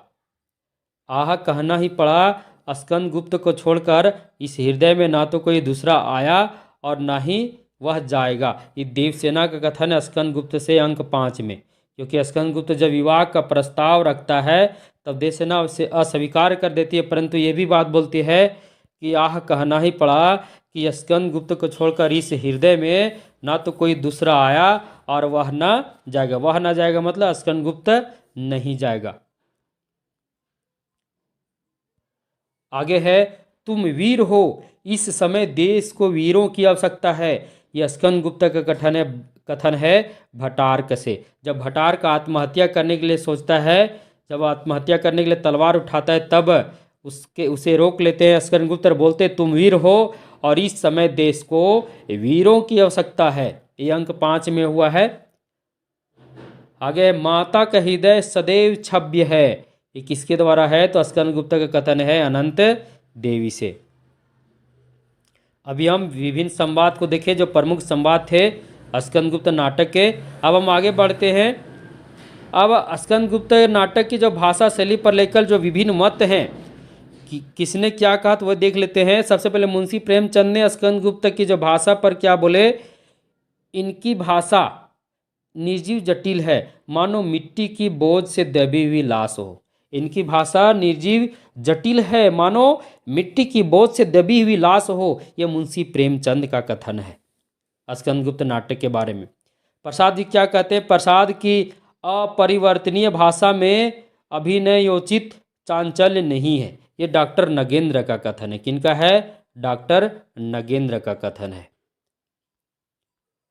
अब हम आगे बढ़ते हैं। प्रसाद के नाटकों के विषय में विभिन्न मत क्या क्या हैं सबसे देख लेते हैं। अक्सर सभी सारे मत आपको नकारात्मक ही मिलेंगे। प्रसाद के नाटकों में सबसे बड़ा दोष यह है कि वे रंगमंच के योग्य नहीं। ये किनके द्वारा कहा गया है? तो डॉक्टर श्याम सुंदर दास। डॉक्टर श्याम सुंदर दास कहे हैं प्रसाद के नाटकों में सबसे बड़ा दोष यह है कि वे रंगमंच के योग्य नहीं है। आगे, प्रसाद के नाटक अभिनय के योग्य नहीं है। किसने कहे? तो हजारी प्रसाद द्विवेदी जी ने। प्रसाद के नाटक पढ़ने के योग्य हो सकते हैं पर खेलने लायक नहीं। ये किनके द्वारा कहा गया है? तो जनार्दन भट्ट के द्वारा कहा गया है। उसके बाद, प्रसाद नाटककार है ही नहीं। प्रसाद जो हैं नाटककार है ही नहीं, ये सीताराम चतुर्वेदी द्वारा कहा गया है। उसके बाद है, स्कंदगुप्त अभिनय नाटक नहीं है। ये वीरेंद्र नारायण द्वारा कहा गया है कि स्कंदगुप्त जो नाटक है वो अभिनय नाटक है ही नहीं, इस पर अभिनय नहीं हो सकता है। आगे, प्रसाद के नाटकों में स्कंदगुप्त श्रेष्ठ है। रामचंद्र शुक्ल ने कहा है कि प्रसाद ने जितने भी नाटक लिखे हैं उन सभी नाटकों में स्कंदगुप्त जो है वो क्या है? श्रेष्ठ नाटक है। यह आचार्य रामचंद्र शुक्ल का नाटक। स्कंदगुप्त नाटक की कला क्षमता प्रसाद के अन्य की अपेक्षा ऊंची है।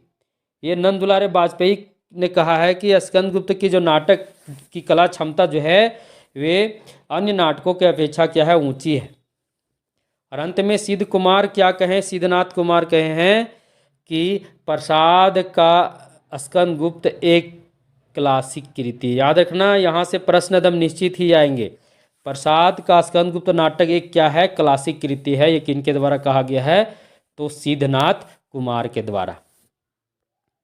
अब हम आगे बढ़ते हैं।